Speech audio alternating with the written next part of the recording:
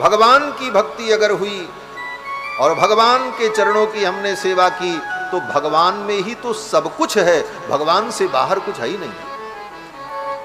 अंतस्थम यस्य विश्वम सुर नर खग गो भोगी गंधर्व दैत्यैहि चित्रम रम रम्यते तम त्रिभुवन बपुषम विष्णुमीशम नमामि। ये सारा त्रिभुवन भगवान का बपू है, बपू माने शरीर। त्रिभुवन बपुषम, प्रार्थना तो हम लोग करते हैं लेकिन अर्थानुसंधान नहीं करते। रटी रटाई पंक्ति को गा लें, ठीक है, कल्याण होगा, लेकिन अर्थानुसंधान भी करना चाहिए। रोज स्तुति करते हैं, शांताकारं भुजगशयनं पद्मनाभं सुरेशम, और फिर क्या कहते हैं? आगे क्या पंक्ति है, बोलो? हाँ? विश्वाधारम नहीं है, विश्वाकारम। कारम विश्व ही जिनका आकार है, आकार माने स्वरूप।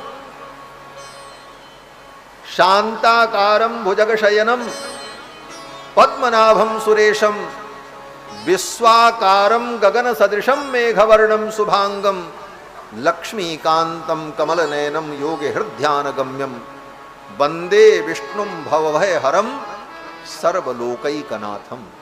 जो समस्त लोक के एकमात्र नाथ हैं, ये भी है। इस दुनिया का कोई दूसरा नाथ नहीं है, और दो नाथ हो नहीं सकते। दो नाथ होंगे तो पहले उन्हीं में निर्णय नहीं हो पाएगा, हम मालिक के हम मालिक। इसलिए संसार के एक ही नाथ हैं। वो कौन है? बोले वो जगन्नाथ हैं, वो भगवान है। लोकैकनाथम, एकमात्र नाथ भगवान है। तो ये संपूर्ण विश्व भगवान का ही आकार है, सब भगवान में ही है। वेदों ने इसका वर्णन किया, चंद्रमा मनसो जातः चक्षोः सूर्यो वजायत श्रोत्राद वायुश्च प्राणश्च मुखादग्निरजायत। चंद्रमा भगवान का मन है, सूर्य भगवान का नेत्र है, अग्नि भगवान का मुख है, वायु भगवान का कर्ण है, भगवान के मुख में ब्राह्मण है, भुजाएं जो हैं वो क्षत्रिय हैं, भगवान का कटिभाग ही वैश्य है, भगवान का जो चरण है वही शूद्र है। इस प्रकार संपूर्ण सृष्टि भगवान में ही विद्यमान है। तो भगवान की आरती करने का मतलब, बोले सबकी आरती हो गई। सूर्य, चंद्रमा, इंद्र, अग्नि, सबकी आरती हो गई। भगवान को भोग लगाया, बोले सबको भोग लग गया। क्यों? बोले सब भगवान में ही। ये दृष्टिकोण है भक्तों का। तो भगवान सर्वत्र विद्यमान है, इसलिए भगवान की भक्ति करने पर सबकी भक्ति स्वतः हो जाती है। ऋषभदेव भगवान, जड़ भरत जी महाराज वहां से आगे चले। सिंधु सौबीर देश का राजा इनको मिला। सिंधु सौबीर देश का राजा ज्ञान प्राप्त करने के लिए कपिल मुनि के पास जा रहा था। रास्ते में उसका कहार बीमार पड़ गया। अब पालकी कौन लेकर के चले? तो राजा ने कहा कोई आदमी मिले तो पकड़ लो। जड़ भरत जी उधर से आ रहे थे, पकड़ लिया, बोले चलो राजा की पालकी ढो। जड़ भरत जी ने कहा ठीक। पालकी में कंधा लगाया, लेकिन पालकी लेकर के चलने का अभ्यास नहीं था। रास्ते में चींटी दिखाई पड़े, कोई जीव दिखाई पड़े, तो जड़ भरत जी सोचते कहीं पैर से दब करके ये जीव मर न जाए, हिंसा न हो जाए, इसलिए लंबा पैर आगे बढ़ा देते, कूद जाते।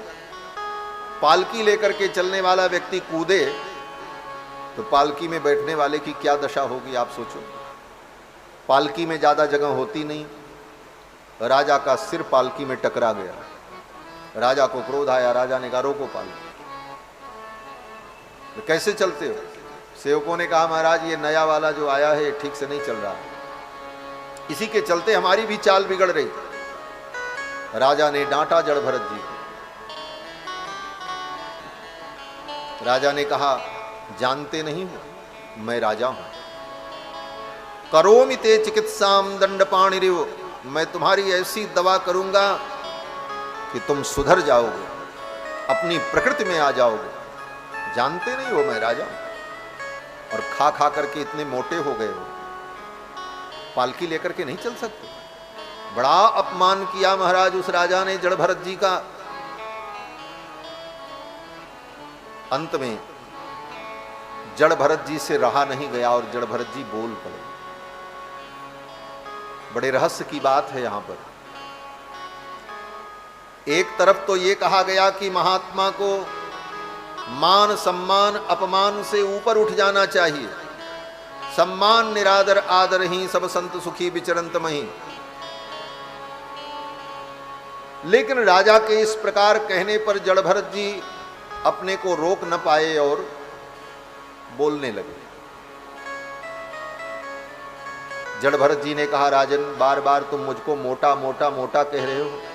ये मोटा होना तो शरीर का धर्म है, मोटा होना दुबला होना ये शरीर का धर्म है, मैं तो आत्म रूप हूं।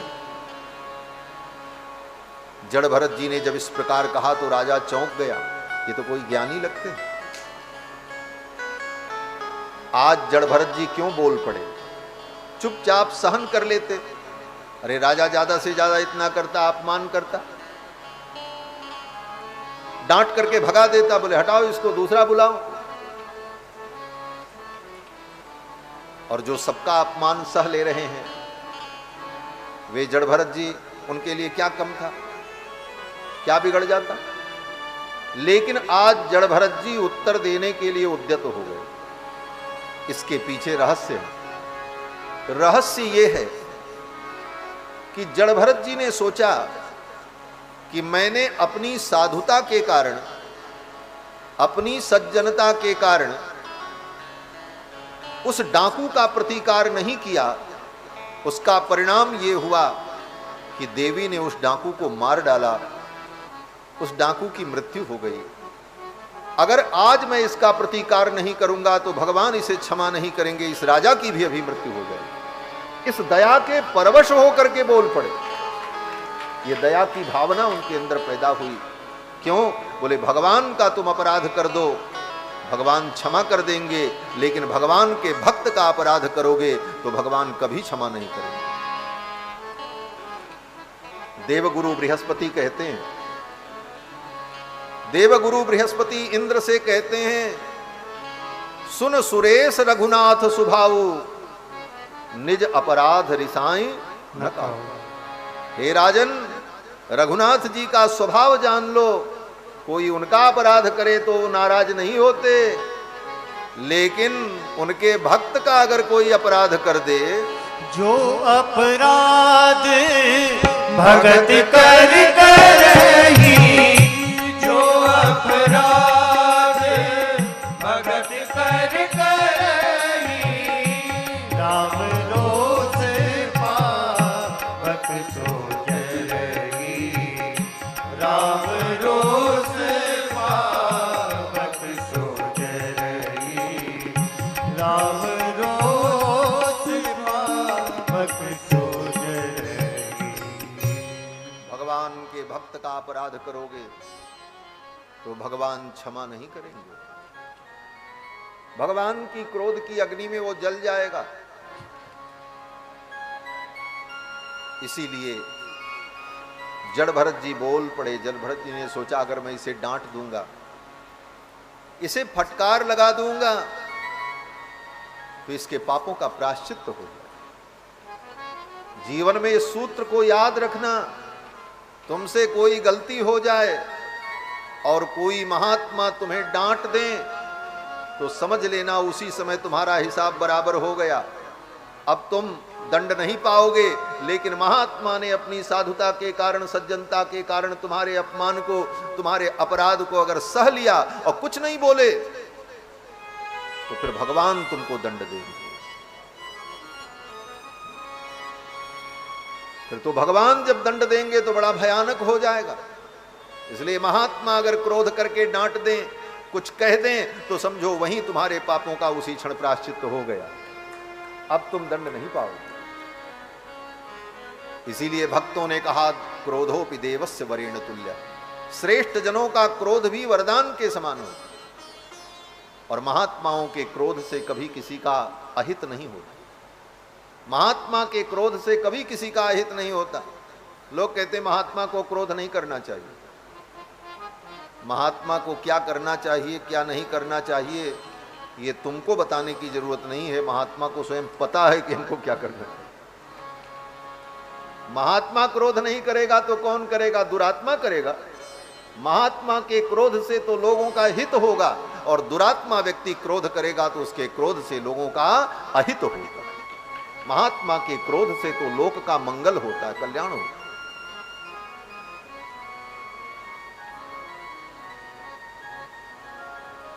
महाराज जड़ भरत जी बोल पड़े और जड़ भरत जी ने कहा, राजन तुम बार बार मुझे मोटा मोटा मोटा कह रहे हो। ये मोटा होना दुबला होना तो ये शरीर का धर्म है, और पालकी लेकर के चलने की अगर बात है तो ये पालकी का भार मेरे ऊपर नहीं। क्यों? बोले इस पालकी में जो बैठा है वो भी मिट्टी है, मिट्टी का भार है। और ये पालकी, बोले ये पालकी भी मिट्टी ही है, पृथ्वी का ही विकार है। और ये पालकी जिस कंधे पर है ये शरीर भी मिट्टी का है। और इसका भार किस पर है? बोले मिट्टी पर, पृथ्वी पर है। तो मिट्टी के भार को उठा रही है, इसमें मेरे ऊपर तो कोई भार ही नहीं। अब तो जड़ भरत जी के इस तर्क को सुन करके राजा की बुद्धि चकराई। अरे ये तो कोई बड़े ज्ञानी लगते हैं। तब तक राजा की दृष्टि गई। जड़ भरत जी के कंधे पर यज्ञोपवीत था, मैला कुचैला गंदा, परमहंस थे। साबुन तेल और शैम्पू तो लगाते नहीं थे, परमहंस ही थे। और कहाँ मिले उस जमाने में? जमीन में ही सो जाते थे।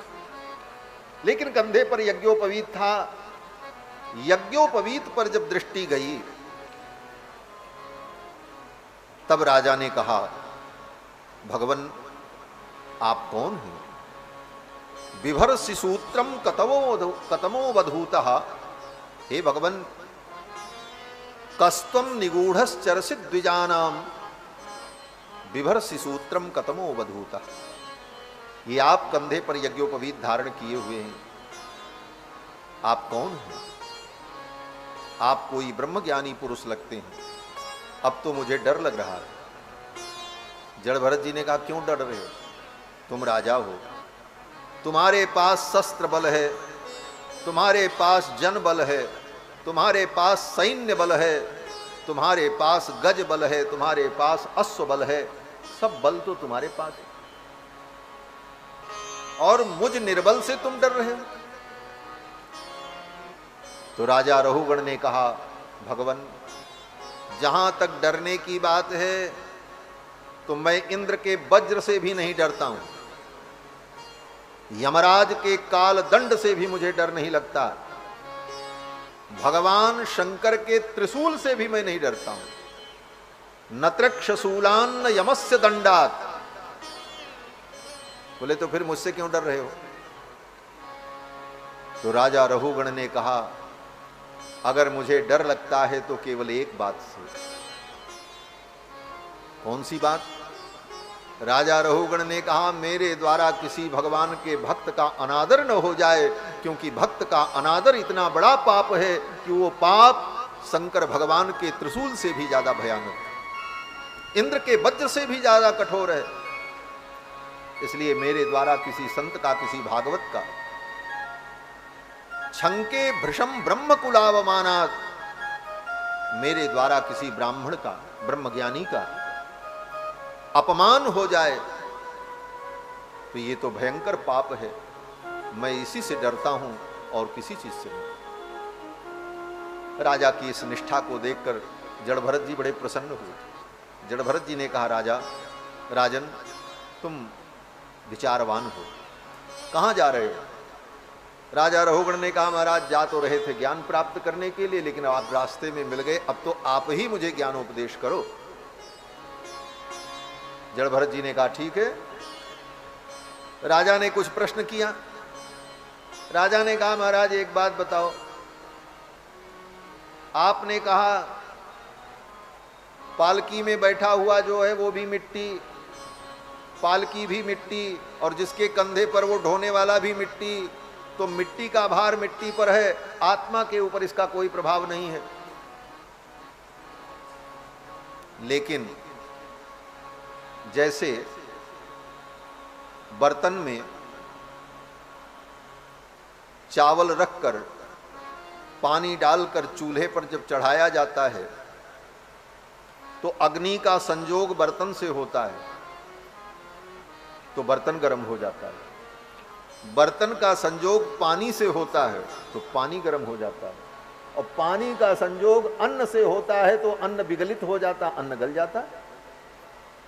उसी प्रकार से संसार के विषयों का, दुख सुख का संबंध इंद्रियों से, इंद्रिय का संबंध मन से, मन का संबंध आत्मा से, तो आत्मा ही तो सुख दुख का भोक्ता बना। आप कैसे कह सकते हैं?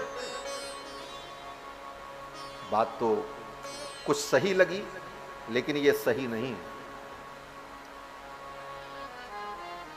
जड़ भरत जी ने राजा को डांटा। जड़ भरत जी ने कहा तुम मूर्ख हो, ऐसे ही कहा, हाँ तुम मूर्ख हो। अकोविद कोविद बाद बादान, आता जाता कुछ नहीं है और बड़ा ज्ञान बता रहे हो। फटकार लगाई। कारण बोले ज्ञानोपदेश करना था। व्यक्ति पहले से अगर कुछ ज्ञान मान करके बैठा है तो तब तक उसके ऊपर उपदेश लागू नहीं होगा जब तक वो पहले वाली जानकारी को भुला न दे। इसलिए जड़ भरत जी ने कहा तुम मूर्ख हो, तुमको कुछ नहीं आता जाता। अकोविद कोविद बाद बादान बदस्यथो नात विदाम वरिष्ठ। दो चार बातें सुनी सुनाई सुन लिए हो और कुतर्क करते हो। तुम जो जानते हो सब गलत है, अब मैं जो कह रहा हूं इसे सुनो। और यही उपदेश का तरीका है। लोग दूसरों के पास, संतों के पास, महात्माओं के पास जाते हैं और जिज्ञासा करने के पहले अपने ज्ञान बघारने लगते हैं। महाराज ऐसा है तो ये हमने पढ़ा है तो ये हमने जाना। बोले तो आए क्यों हो? जाओ महापुरुषों के पास जाओ तो मूर्ख बन करके जाओ। आचार्य सन्निधौ अज्ञताम अनुसंदधीत। अपनी अज्ञता का अनुसंधान करोगे तब तुम्हारे अंदर ज्ञान उतरेगा, अन्यथा नहीं उतरेगा। अपनी जानकारी का दंभ लेकर के बैठे रह जाओगे। और कितने लोग तो इसी के लिए आते हैं, चले महाराज से कुछ पूछें तो हमारी भी योग्यता का प्रचार हो जाएगा। ये सब नहीं करना चाहिए। जाओ तो आचार्यों के सम्मुख अपने को समझ लो कि मुझे कुछ नहीं आता, अभी ABCD की शुरुआत करनी है। इस भाव से जाओगे और ये भाव केवल मन में ही ना हो, तुम्हारे व्यवहार से भी व्यक्त हो। व्यवहार में कुछ हो, मन में हो, बोले तब नहीं चलेगा। एक उदाहरण आपको बताऊं। हमारे अयोध्या में एक मठ है, श्री विजय राघव मंदिर, कनक मंडप उत्तर द्वार उसका नाम है। बड़ा प्राचीन मठ है। आज भी वहां भगवान के यहाँ बिजली नहीं जलती है, दीपक ही जलता है। पांडे जी तो देखे होंगे, मातगेण चौराहे के बगल में। हमारी माता जी और हमारे परिवार के अन्य लोग वहीं से समाश्रित हैं, वहीं से दीक्षित हैं। आज भी वहाँ कुएं के पानी से भगवान की सेवा होती है। और वहाँ जो आचार्य महंत होते हैं वो अपने मंदिर से बाहर कहीं जाते नहीं। ज़्यादा से ज़्यादा सरयू जी, और या तो किसी तीर्थ में जाना हो तो तीर्थ में जाएं, बाकी कहीं वो जाते नहीं। इतने नियम से भगवान की आज भी सेवा वहाँ होती। कई पीढ़ियां बीत गईं। बाजार की कोई मिठाई भगवान को भोग नहीं लगती। यहाँ तक कि अपने खेती से जो गन्ना पैदा होता है उससे जो घोटी शक्कर बनती है उसी शक्कर का प्रयोग आज भी होता है। इतना नियम। वहाँ के स्वामी जी थे श्री भागवताचार्य स्वामी जी महाराज, बड़े अद्भुत विद्वान थे, शास्त्रार्थ महारथी थे महाराज। और उनके गुरु जी तो उनसे भी उद्भट विद्वान थे। दोनों बैठे थे। उसी समय कोई भक्त आया और वो भक्त कई दिन से आया था। उस दिन उसको जाना था तो उसने प्रणाम किया और कहा महाराज अब हम जा रहे हैं आप आशीर्वाद दो हमारी यात्रा मंगलमयी हो। तो श्री भागवताचार्य स्वामी जी ने उससे कहा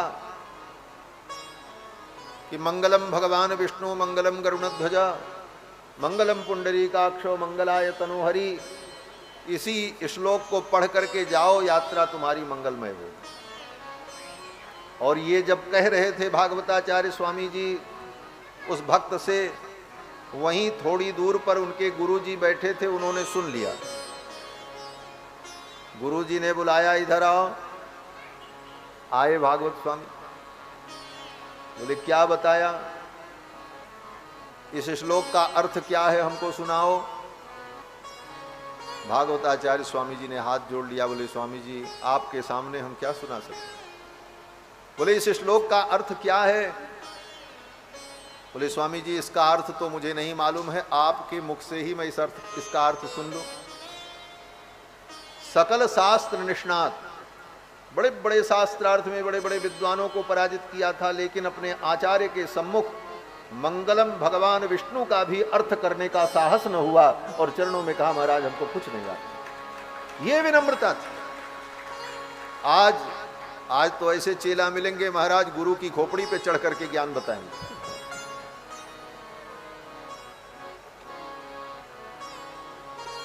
बंधुओं, आचार्य के सम्मुख अपनी अज्ञता का अनुसंधान करना।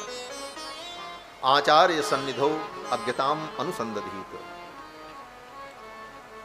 जड़भरत जी ने डांटा राजा को, राजा चुप हो गया। बोले महाराज हमको कुछ नहीं आता, आप जो कहोगे वो मैं सुनूंगा। फिर तो जड़भरत जी ने राजा को उपदेश किया, तत्वोपदेश किया।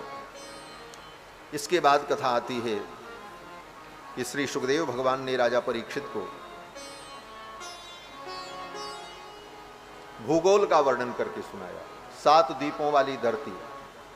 इसी भूगोल के प्रसंग में जम्बूद्वीप और जम्बूद्वीप के 9 वर्ष जो हैं उन वर्षों का वर्णन किया, और इसी क्रम में भारतवर्ष का वर्णन किया। भारतवर्ष के अधिदेवता भगवान बद्री नारायण, और भगवान बद्री नारायण की सेवा देवर्षि नारद नित्य करते रहते हैं। भारतवर्ष के अधिदेवता भगवान बद्री नारायण भारतवर्ष में रहने वाले प्राणियों को अपने जीवन में एक बार बद्रीनाथ भगवान का दर्शन जरूर करना चाहिए। बद्रीनाथ भगवान उत्तराखंड में तप कर रहे हैं। क्यों? बोले तपस्वी के पुत्र हैं, धर्म नाम के महर्षि के पुत्र हैं। आजकल लोगों ने भगवान को भी जातियों में बांट डाला है। हर जाति के अलग अलग भगवान बन गए हैं, और इस बीमारी से ये ब्राह्मण भी अछूता न रहा। जबकि ब्राह्मण इन सब से अलग, ब्राह्मण के अंदर इस प्रकार की विचारधारा नहीं होनी चाहिए। लेकिन ब्राह्मणों ने कहा हमारे भगवान परशुराम हैं, लो अपना आदर्श चुन लिया।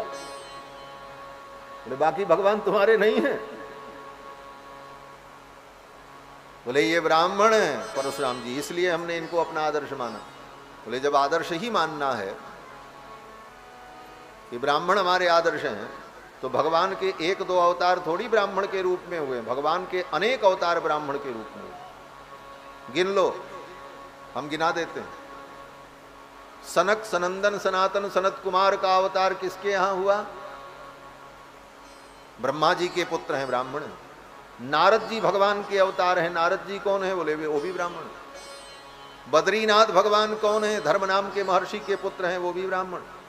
कपिल भगवान का कौन है? बोले कर्दम महर्षि के पुत्र हैं, वो भी ब्राह्मण। वेदव्यास भगवान के अवतार हैं। वेदव्यास कौन है? पराशर महर्षि के पुत्र, वो भी ब्राह्मण। कितने गिनोगे भाई?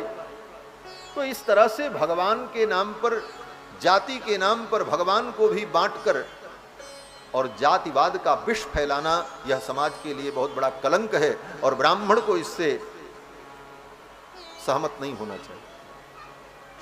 कई बार लोग मेरे पास आए, बोले महाराज परशुराम संगठन हम बनाए हैं, आप उस कार्यक्रम में आइए। हमने कहा हम ऐसे कार्यक्रम में जाते ही नहीं। ऐसे कार्यक्रम में मेरी सहभागिता नहीं होती। ब्राह्मण तो सबको आशीर्वाद देने वाला है, सबके लिए मंगल कामना करने वाला है। ब्राह्मण का हृदय बहुत विशाल होना चाहिए। ब्राह्मण छोटी सोच नहीं रखता। सर्वे भवन्तु सुखिनः सर्वे सन्तु निरामयाः सर्वे भद्राणि पश्यन्तु मा कश्चित् दुःख भाग् भवेत्। ऐसा हृदय ब्राह्मण का होना चाहिए। ये हमारी जाति का है, हमारी जाति का है, हम इसका भला कर दें, हम इसका भला कर दें, बोले ऐसा सोचने वाले बहुत छोटे हृदय के लोग होते हैं। हृदय को विशाल बनाओ। वसुधैव कुटुंबकम, सारी वसुधा तुम्हारी है। भगवान बद्री नारायण इस भारतवर्ष के अधिदेवता हैं और वो तपस्या कर रहे हैं। किसके लिए तपस्या कर रहे हैं? तपस्वी के पुत्र होकर बद्रीनाथ भगवान तप कर रहे हैं। भगवान को तपस्या की क्या जरूरत है? प्रश्न है, भगवान को तपस्या की क्या जरूरत है? तो फिर भगवान तप क्यों कर रहे हैं? बोले भगवान इसलिए तप कर रहे हैं कि भारतवर्ष में रहने वाले प्राणियों को, भारतीय प्रजा को तपस्या करना चाहिए। भारत में रहने वाला जो व्यक्ति तप नहीं करता उसको भारत में रहने का अधिकार नहीं है, क्योंकि ये भारत तपोभूमि है। अब भारत के प्राणी तपस्या करते नहीं, तो भगवान ने कहा भारत के प्राणी जो तप नहीं कर रहे हैं तो भारत में रहने का उन्हें अधिकार नहीं होगा। तो भारत के प्राणियों के बदले में मैं ही बैठ करके तपस्या करूं, तो हमारे आपके लिए ही बद्री नारायण भगवान वहां तपस्या करें और उनकी तपस्या का फल हमको आपको प्राप्त होता है। तो बद्री नारायण भगवान किसके लिए तपस्या कर रहे हैं? अपने लिए या किसी जाति विशेष के लिए? बद्री नारायण भगवान संपूर्ण भारत की प्रजा के लिए, सभी प्राणियों के हित के लिए तप कर रहे हैं, सबके कल्याण। बोले तपस्या भगवान करेंगे, फल हमको कैसे मिलेगा? तो भगवान ने कहा तपस्या हम करेंगे, तुम एक बार आकर के जीवन में मेरा दर्शन कर लोगे तो मेरी तपस्या का फल तुमको प्राप्त हो जाएगा। इसीलिए जीवन में एक बार बद्रीनाथ भगवान का दर्शन जरूर करना। भारत के अधिदेवता हैं श्री बद्रीनारायण भगवान। भूगोल का वर्णन किया, इसी क्रम में सुखदेव जी ने राजा परीक्षित को नरक का वर्णन करके सुनाया। विराजन श्री सीतारामचंद्र भगवान की जय, श्री राधा कृष्ण भगवान की जय। 2 बार भगवान नाम संकीर्तन कर लें। भज राधे राधे गोविंद गोविंद राधे, भज राधे राधे गोविंद गोविंद राधे, भज राधे राधे गोविंद गोविंद राधे, भज राधे राधे गोविंद गोविंद राधे। गोविंद राधे गोपाल राधे, गोविंद राधे गोपाल राधे, गोविंद राधे गोपाल राधे, गोविंद राधे गोपाल राधे, गोविंद राधे गोपाल राधे,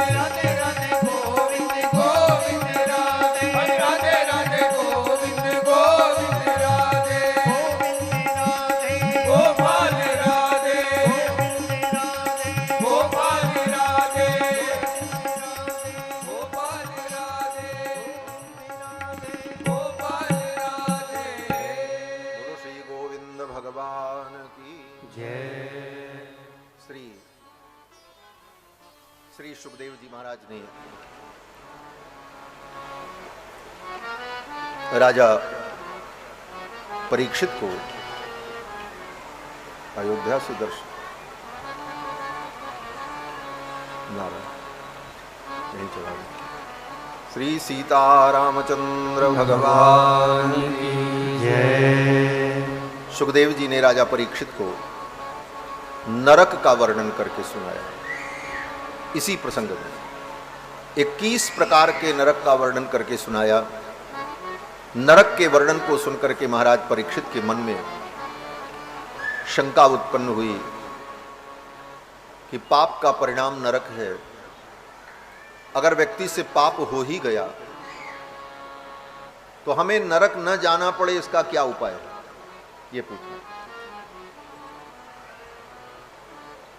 तो सुखदेव जी ने कहा, राजन, एक उपाय है। क्या उपाय है? सुखदेव जी कहते हैं, भगवान की भक्ति करो।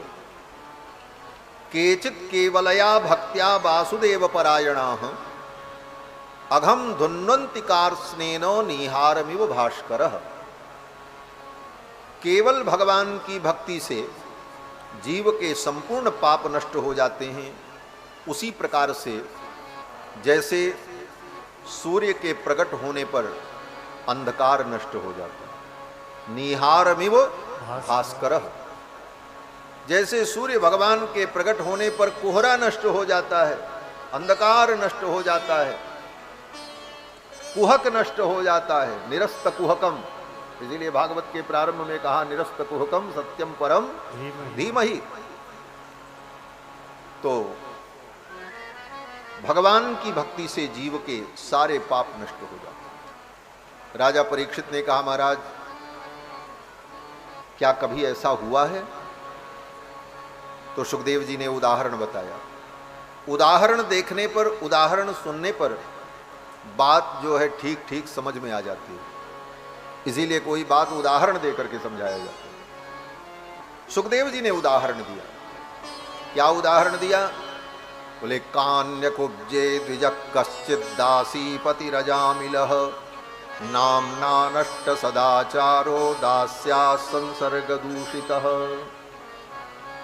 कान्य कुब्ज देश में अजामिल नाम का कोई ब्राह्मण था।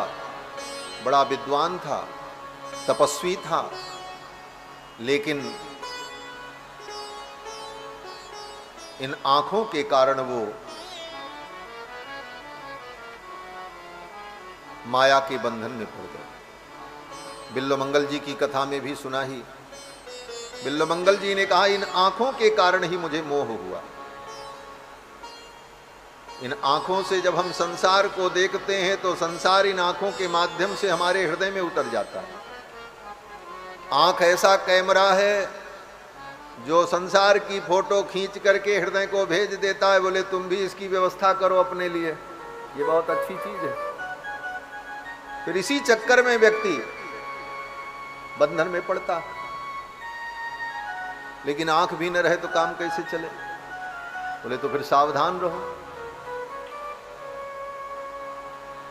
अजामिल बड़ा पवित्र था, बड़े आचरण से रहता था, लेकिन एक दिन कहीं जा रहा था और रास्ते में कोई निषाद जाति की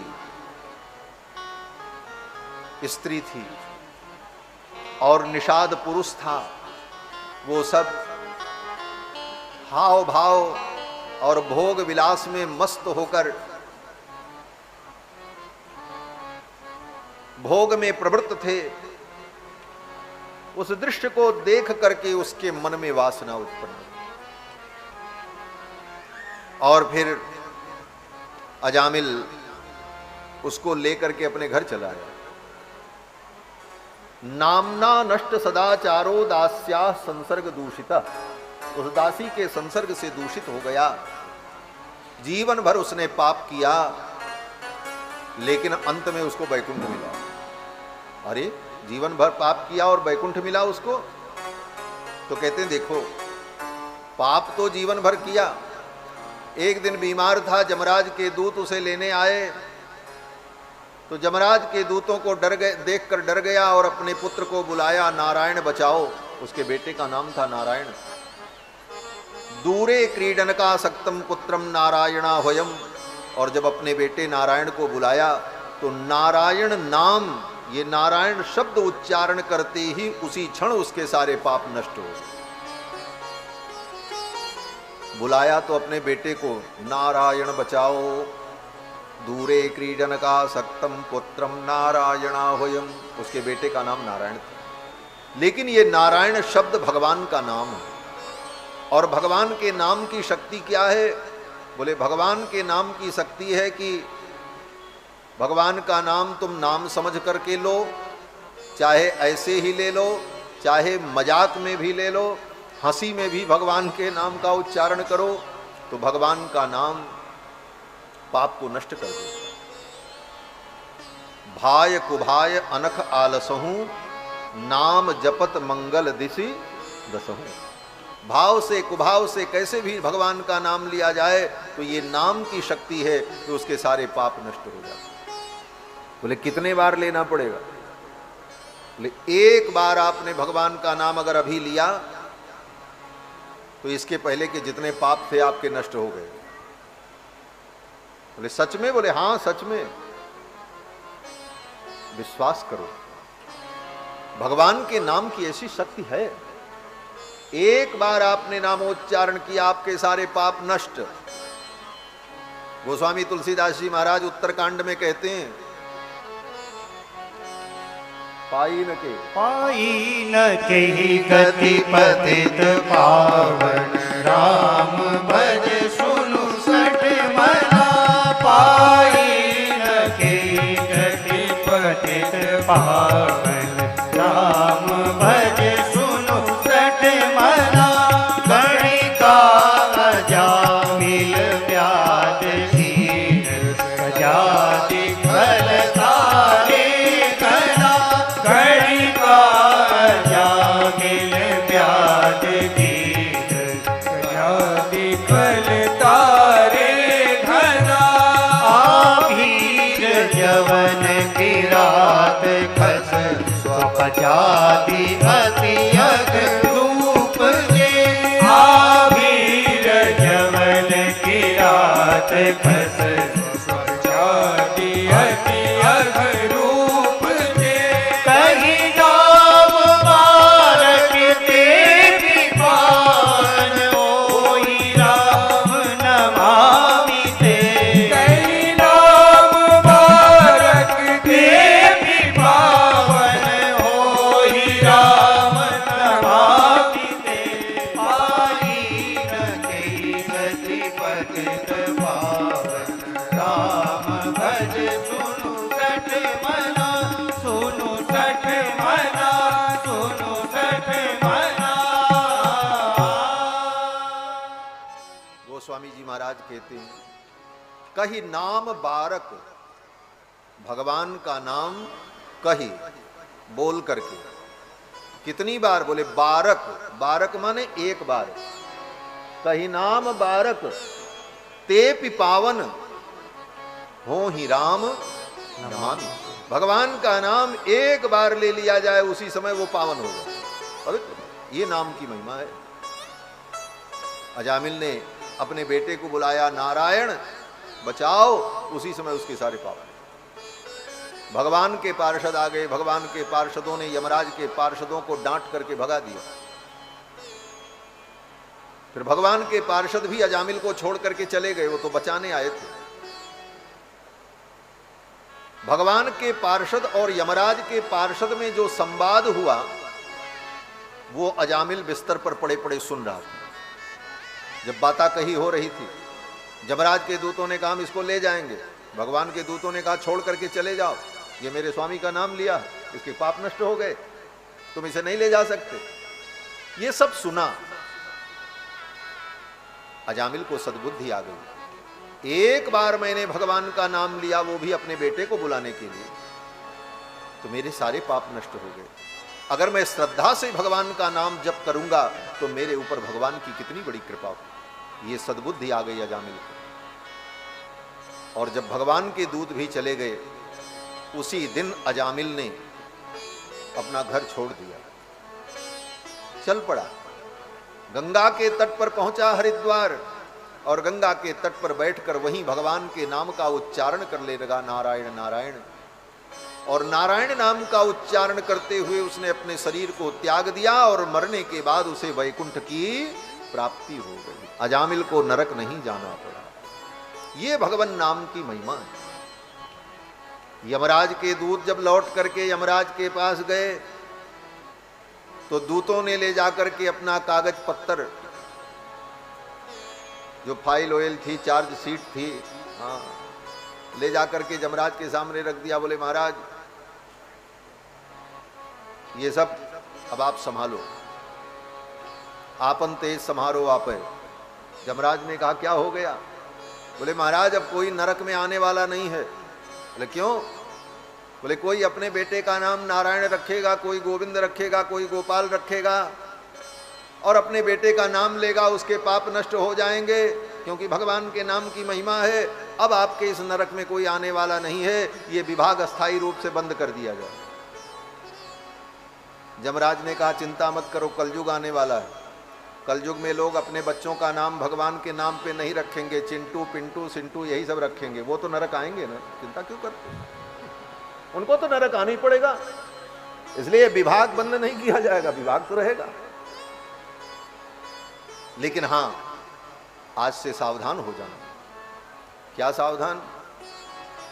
यमराज ने कहा अपने दूतों से कि जिसकी जिह्वा कभी भगवान का नाम न लेती हो, जिसका सिर कभी गोविंद के चरणों में न झुका हो, जो कभी अपने कानों से भगवान की कथा न सुनता हो, ऐसे पापी प्राणियों को पकड़ करके यहां ले आना। और जो भगवान की कथा सुनता हो, भगवान का नाम लेता हो, भगवान का गुणानुवाद करता हो, बोले उसको लेकर के मत आना। यमराज ने अपने दूतों को स्पष्ट आदेश दिया है। क्या कहा? बोले जिह्वा न वक्त्रि भगवद गुण नाम धेयम, चेतश्च न स्मरति तच्चरणारविंदम, कृष्णाय नो नमति यच्छिर एकदापि, तानानयध्वमसतो वृत कृष्ण वृत्तान, तानानयध्वमसतो कृत विष्णु कृत्यान। जिसने जीवन में कभी विष्णु कृत्य न किया हो, भगवान के चरणों की भक्ति न की हो, नाम न लिया हो, उसे लेकर किया। यमराज ने अपने दूतों से जो कहा है, इसका नाम है यम किंकर संवाद। इस यम किंकर संवाद के ऊपर बड़े बड़े विद्वानों ने बड़ी टीकाएं लिखी, बड़े बड़े पक्ष, पूर्व पक्ष, उत्तर पक्ष, सब विषयों पर बड़ा गंभीर विचार किया है। ये तो 7 दिन की भागवत कथा में मूल बात, केवल सिद्धांत की बात हो सकती है, सब बातों की चर्चा तो नहीं हो सकती। तो इस कथा का संकेत यही है कि भगवान का नामोच्चारण जीव का परम कल्याण करता है। चलते फिरते उठते बैठते भगवान का नाम स्मरण करते रहना चाहिए। आगे इसी प्रसंग में श्री सुखदेव जी महाराज ने राजा परीक्षित को भगवान के परम बड़ा विलक्षण भक्त है, जिसका नाम है वृत्रासुर। ये असुर था, लेकिन भगवान का परम भक्त। असुर होकर के भी भगवान की अगर भक्ति करता है तो वो महान है। और उत्तम कुल में जन्म लेकर के भी अगर वो भगवान की भक्ति न करे तो वो नीच है। नीच ऊंच की व्यवस्था यही है। उच्च कुल में उत्पन्न होकर के भी भगवान की भक्ति नहीं कर रहा है तो सबसे बड़ा नीच है, और निम्न कुल में भी उत्पन्न होकर के अगर भगवान की भक्ति कर रहा है तो वो सर्वश्रेष्ठ है। ये प्रहलाद जी ने भागवत में कहा है, विप्राद द्विषट गुणयुताद अरविंद नाभ, पादा अरविंद विमुखात स्वपचम वरिष्ठम। प्रहलाद जी कहते हैं विप्राद द्विषट गुणयुताद, ब्राह्मण के जो 12 गुण हैं, सम दम दया दान तितिक्षा इत्यादि, उन 12 गुणों से संपन्न ब्राह्मण हो, विप्र हो, विप्राद द्विषट गुणयुताद, लेकिन अरविंद नाम विमुखात, कमल नयन भगवान से विमुख हो, उसके हृदय में भगवान की भक्ति न हो, तो कितने भी गुण उसके अंदर क्यों न हो, वो कुलीन हो, विद्वान भी हो, लेकिन भगवत भक्ति से अगर रहित है तो प्रहलाद जी कहते हैं उससे अच्छा तो चांडाल है जो भगवान की भक्ति कर रहा है। विप्राद द्विषट गुणयुताद अरविंद नाभ पादा अरविंद विमुखात स्वपचम वरिष्ठम, वो जो स्वपच है वो वरिष्ठ है, श्रेष्ठ है। स्वपच माने चांडाल, स्वपच का अर्थ होता है स्व माने कुत्ता, अपच माने पकाने वाला, जो कुत्ते के मांस को पका। ज्ञान विज्ञान तो है लेकिन भगवान के चरणों की भक्ति नहीं है। विप्राद विशद गुणयुताद अरविंद नाभ नाभात पादारविंद विमुखात स्वपचम वरिष्ठम। तो ये वृत्रासुर असुर था, भगवान का परम भक्त, इंद्र से युद्ध करने गया। इतना पराक्रमी था कि इंद्र के ऐरावत के मस्तक पर एक मुष्टिका का प्रहार किया तो इंद्र का ऐरावत चक्कर खा करके गिर पड़ा। मारा इंद्र वज्र लेकर के आए, वृत्रासुर ने ऐसा मारा कि वज्र हाथ से छूट करके जाकर के दूर गिरा। फिर तो इंद्र को वज्र उठाने की हिम्मत नहीं हो रही थी, मैं कैसे वज्र उठाऊं। वृत्रासुर ने कहा, इंद्र लज्जा मत करो, उठाओ अपना वज्र और आओ युद्ध करो। मैं जानता हूं मेरी मृत्यु तुम्हारे द्वारा ही होगी, ये मुझे पता है, लेकिन जब तक मेरे अंदर शक्ति होगी मैं तुमसे युद्ध करूंगा, अपने स्वधर्म का पालन करूंगा और राजन विजय तो तुम्हारी होगी। क्यों होगी? वृत्रासुर ने कहा, भगवान विष्णु की तुम्हारे ऊपर कृपा है और भगवान विष्णु की शक्ति तुम्हारे वज्र में प्रतिष्ठित है और उनकी कृपा होने के कारण विजय तो तुम्हारी ही होगी। लेकिन हे राजन, जब मैं तुमसे युद्ध करूं और युद्ध करते समय मैं अपने भगवान श्री हरि का स्मरण करूं, उसी समय तुम अपने वज्र से मुझे मारना। भगवान का स्मरण करते करते मैं मरूंगा तो भगवान को प्राप्त होगा। ऐसी निष्ठा थी भगवान में वृत्रासुर। और वृत्रासुर ने 4 श्लोकों में भगवान की स्तुति की है। इसका नाम है वृत्रासुर चतुश्लोकी। 4 श्लोक वृत्रासुर के। वृत्रासुर के इस स्तुति से हमको आपको शिक्षा लेनी चाहिए। किस चीज की शिक्षा? बोले भक्ति की शिक्षा। भक्ति क्या है? ये भक्ति नहीं है कि 2 पैसे का फूल और 2 पैसे की एक अगरबत्ती और फोकट का पानी भगवान के ऊपर चढ़ा करके करोड़ों का काम भगवान से कराओ। ये भक्ति नहीं है।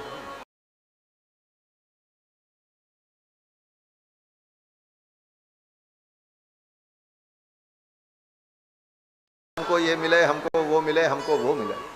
तुम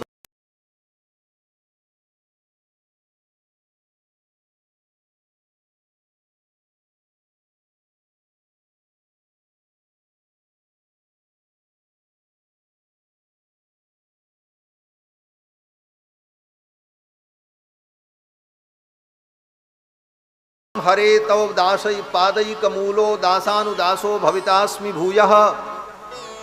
हे भगवान, मैं सदा सदा आपके चरणों का दास रहूं। मेरा मन आपका स्मरण करे, मेरी वाणी आपका गुणानुवाद करे और मेरा शरीर आपका कैंकर्य करे। ननाक पृष्ठम न च पारमेष्ठ्यम। हमको स्वर्ग नहीं चाहिए, हमको परमेष्ठी पद नहीं चाहिए। वृत्रासुर कहता है, मुझे सार्वभौम सत्ता भी नहीं चाहिए। न सार्वभौमम न रसाधिपत्यम। रसातल का साम्राज्य भी मुझे नहीं चाहिए। न योग सिद्धि पुनर्भवम वा। इस पंक्ति की व्याख्या थोड़ी सुनना जरूरी भी है। वृत्रासुर कहता है, हमको योग की सिद्धियां भी नहीं चाहिए। आजकल लोग सिद्धि को बड़ा महत्व देते हैं, कहते हैं वो बाबा बड़े सिद्ध हैं, चमत्कारी हैं, सब कुछ बता देते हैं। बोले ऐसी सिद्धियां प्रसिद्धि तो दे सकती हैं लेकिन तुमको भगवान से दूर कर देती हैं। वृत्रासुर कहता मुझे सिद्धि बुद्धि नहीं चाहिए।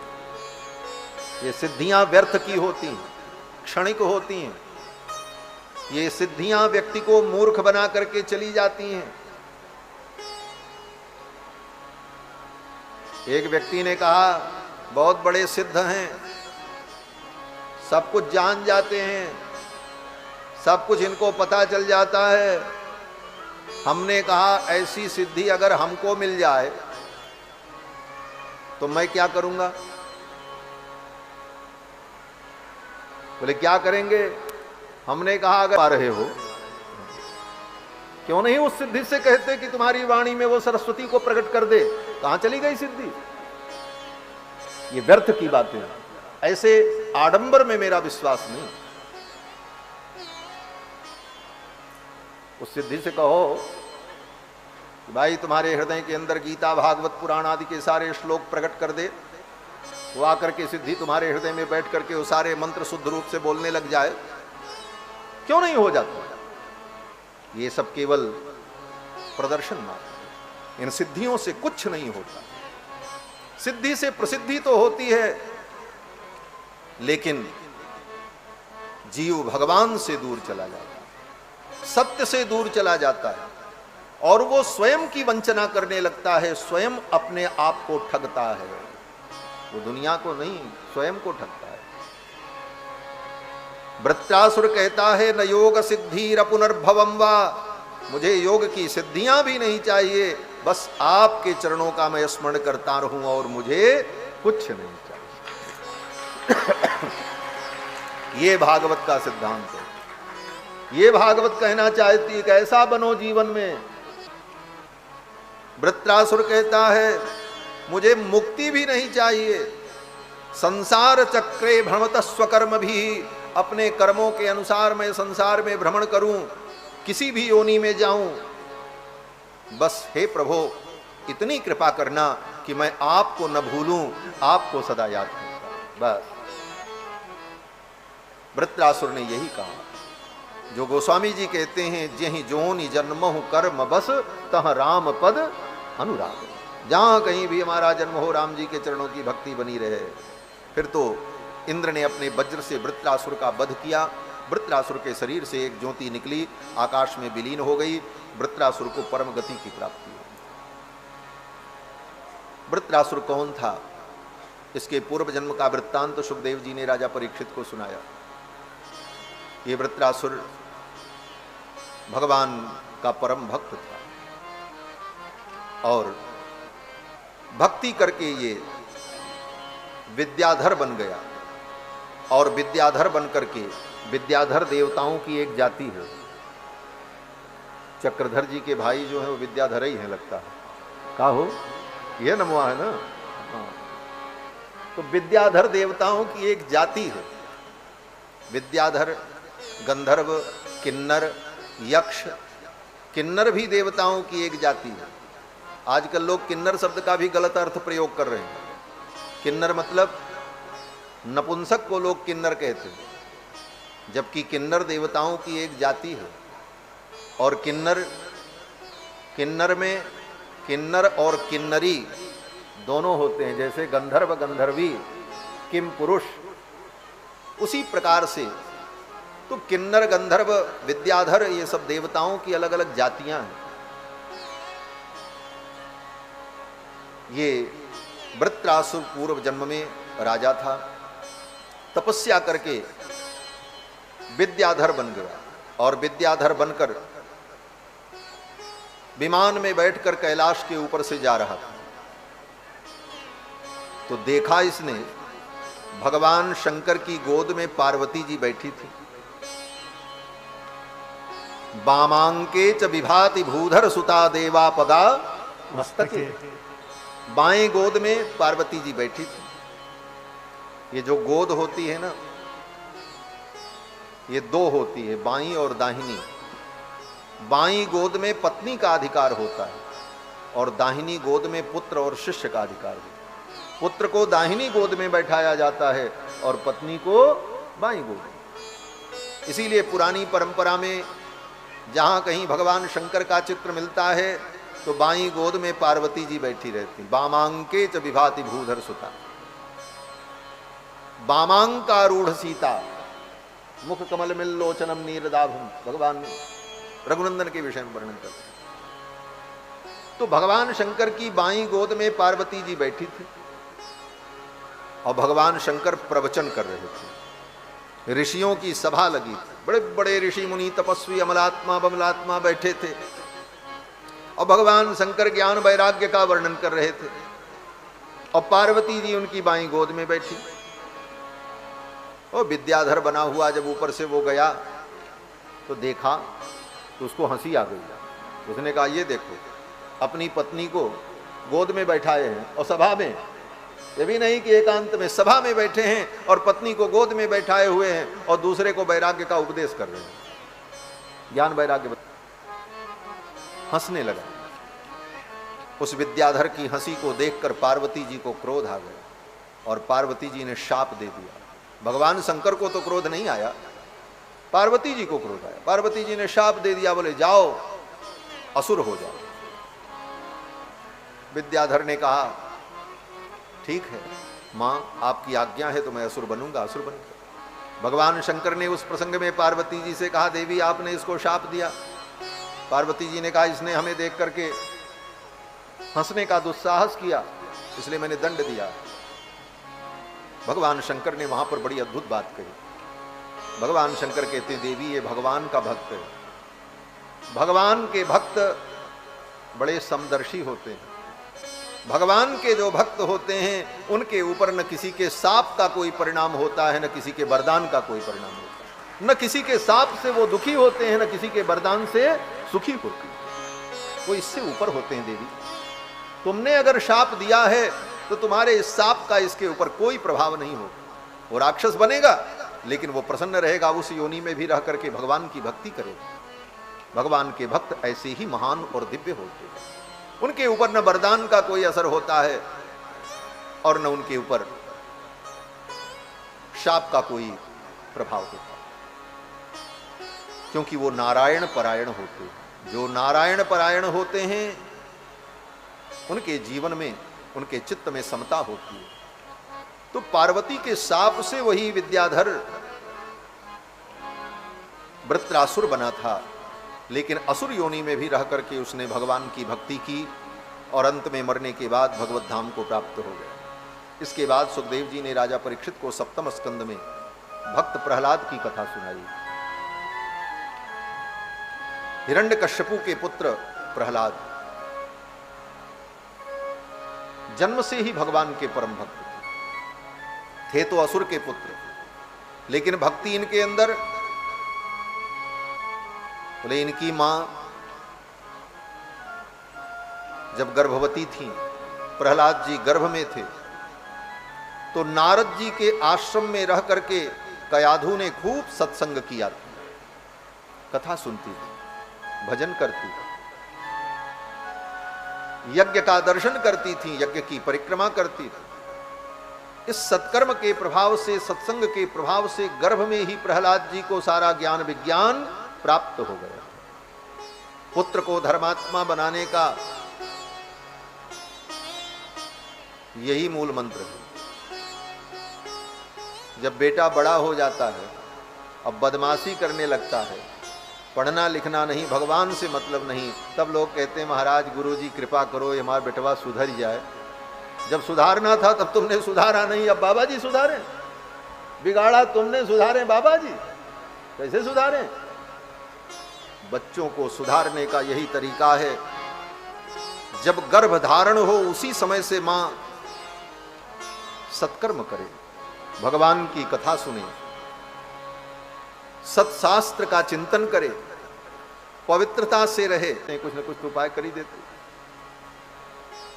महाराज प्रहलाद जी आए और हिरण्यकश्यपु को प्रणाम किया। बड़े लोग पूछते हैं किसी बच्चे से कोई बात बताओ बेटा, अच्छी सी बात। हिरण्यकश्यपु ने भी प्रहलाद से यही पूछा, बेटा कोई एक अच्छी बात बता। प्रहलाद जी ने कहा पिताजी अगर आप पूछते हो कि कोई अच्छी बात बताओ तो सबसे अच्छी बात यही है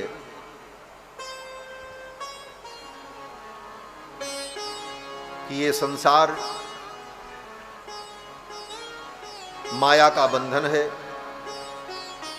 और इस माया के बंधन में हम पड़ें उससे पहले सावधान होकर पनम गतो यद हरिमाश्रयेत, ये संसार के अंधे कुएं में हम गिरें, इससे अच्छा है भगवान के चरणों का आश्रय ले लेना चाहिए।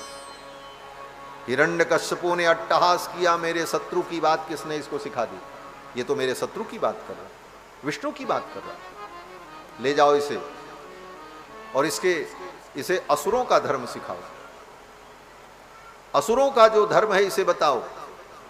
असुरों का धर्म क्या है? बोले देवताओं से द्वेष करना, पर नारी पर द्रव्य का हरण करना, हिंसा पर प्रीति,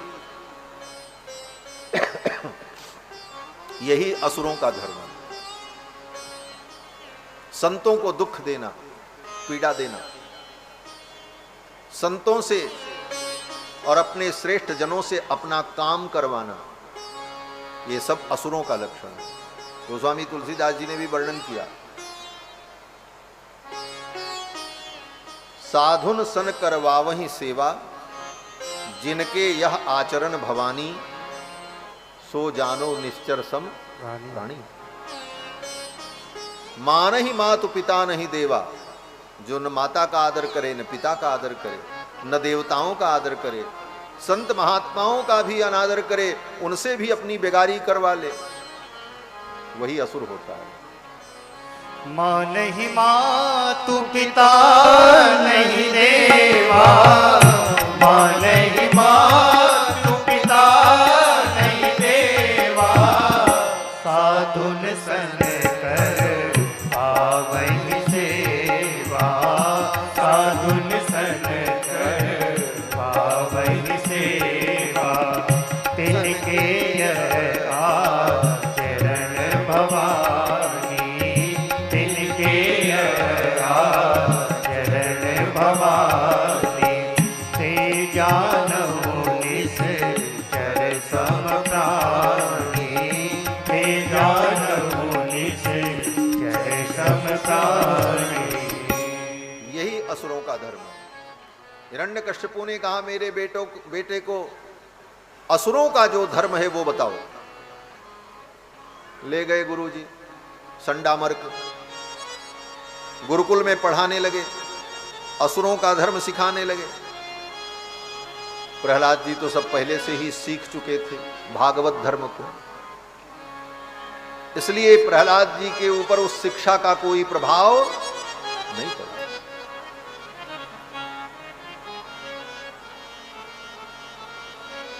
एक दिन हिरण्यकश्यपु ने प्रहलाद को फिर बुलाया और कहा, बेटा क्या पढ़े, कुछ बताओ। प्रहलाद जी ने कहा, हमने 9 पाठ पढ़ा है। बोले 9 पाठ? बोले हाँ। सुनाओ। प्रहलाद ने कहा, श्रवणम कीर्तनम विष्णु स्मरणम पाद सेवनम अर्चनम वंदनम दास्यम सख्यम आत्मनिवेदन।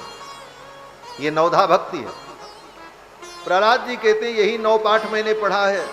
श्रवणम पहला पाठ, श्रवणम का मतलब बोले भगवान की कथा सुननी चाहिए, ये भक्ति का पहला पाठ है। ये पाठ अगर नहीं पढ़ा तो आगे का पाठ समझ में ही नहीं आएगा, इसीलिए कथा श्रवण ये प्रथम भक्ति है। प्रथम भगति संतन कर संगा। प्रहलाद जी ने 9धा भक्ति बताई। हिरण्यकश्यपु ने कहा, ले जाओ इसे मार डालो, ये सुधरने वाला नहीं, ये मेरे शत्रु की बात है। प्रहलाद जी को ले जाकर के असुरों ने मारने का बहुत प्रयत्न किया, अग्नि में जलाया, पहाड़ से पटक दिया, हाथी के नीचे कुचलवाया, विष पिलाया, लेकिन प्रहलाद जी का बाल बांका। जानकी नाथ सहाय करें, तब कौन बिगाड़ करे नर तेरे। बस एक पंक्ति, जानकी नाथ सहाय करे, जब कौन बिगाड़े करे नर तेरो। जानकी नाथ सहाय करे, जब कौन बिगाड़े करे नर तेरो। जानकी नाथ सहाय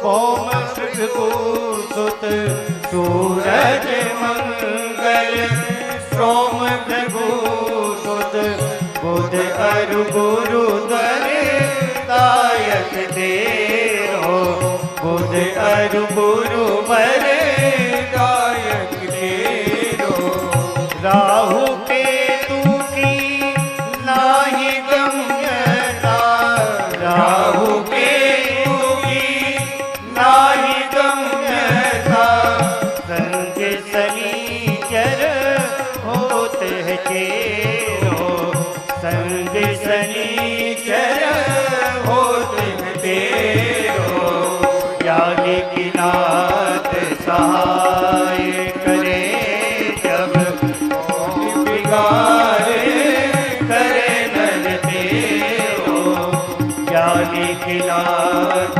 सहाय करे जब कौन बिगाड़े करे नर तेरो ज्ञानी की नाथ सहाय। भगवान अगर कृपालु हैं तो कोई नर तुम्हारा क्या बिगाड़ पाएगा। कौन बिगाड़ करे नर तेरो। तो व्यक्ति ने कहा नर तो कुछ नहीं बिगाड़ पाएगा, लेकिन ये जो ग्रह बैठे हुए हैं सूर्य चंद्रमा मंगल बुध, ये तो हमारा सब काम बिगाड़ देंगे। ज्योतिषी के पास जाओ तो ज्योतिषी यही बताते हैं फलाने ग्रह तुम्हारे खराब हैं।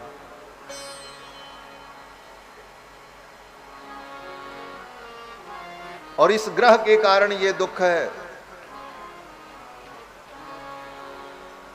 गोस्वामी जी महाराज कहते हैं इन ग्रहों से भी बड़ा एक ग्रह है,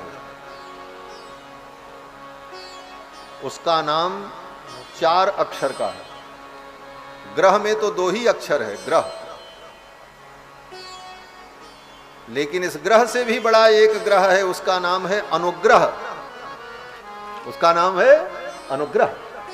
अगर भगवान का अनुग्रह तुम्हारे ऊपर है तो ग्रह भी तुम्हारा कुछ नहीं कर सकता। मैं ज्योतिष शास्त्र का खंडन नहीं कर रहा हूं, ज्योतिष शास्त्र की अपनी मर्यादा है। ये ग्रह किसी को दुख क्यों देते हैं? वे ग्रह इसीलिए दुख देते हैं कि व्यक्ति धर्म के विपरीत आचरण जब करता है, भगवान से विमुख हो जाता है, तो यही ग्रह उसको दुख देते हैं। जैसे ये ग्रह क्या है? बोले भगवान के सिपाही सैनिक हैं। ये सरकार की जो पुलिस है ये किस लिए बनी है? बड़े बड़े पुलिस के अधिकारी किस लिए बने हैं? जनता को दुख देने के लिए? बोले नहीं, जनता को सुखी करने के लिए। लेकिन जो व्यक्ति गलत करेगा, कानून का उल्लंघन करेगा, उनको दुख देंगे, उनको दंडित करेंगे। तो उसी प्रकार ये जो ग्रह हैं उसी को दंडित करते हैं जो शास्त्र विरुद्ध आचरण करता है, भगवान से विमुख हो जाता है। आप भगवान के अनुकूल रहो, धर्म के अनुकूल चलो, ग्रह तुम्हारा कुछ नहीं बिगाड़े। आप अगर न्याय के पथ पर हैं, संविधान के अनुसार चल रहे हैं, तो आपको कोई पुलिस थोड़ी दुख देगी। पुलिस तो आपका सम्मान करेगी, आपकी रक्षा करेगी। लेकिन आप गलत करेंगे तब दंड मिलेगा।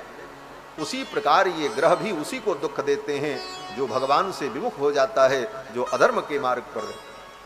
और अगर धर्म के अनुकूल है तो गोस्वामी जी कहते हैं सूरज मंगल सोम भृगुसुत राहु केतु की नाही गम्यता संग सनीचर होत है चेरो। ये सब तुम्हारे अनुकूल हो जाएंगे। जानकी नाथ सहाय करे तब कौन बिगाड़ करे नर तेरो। ये सिद्धांत है। अब तो प्रहलाद जी को मारने का बहुत प्रयत्न किया, लेकिन प्रहलाद जी का कुछ बिगड़ा नहीं। अंत में हिरण्यकश्यपु ने कहा अब तुझसे तो मैं बाद में निपट लूंगा, पहले तेरे भगवान से निपट लूं। कहां है तेरा भगवान?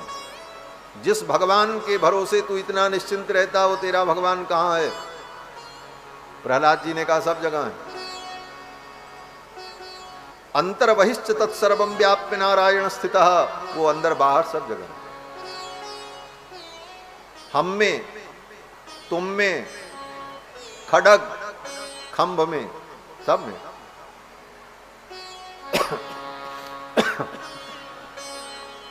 हिरण्यकश्यपु ने कहा इस खंभे में भी भगवान है। प्रहलाद जी ने कहा जो सब जगह है वो इस खंभे में भी।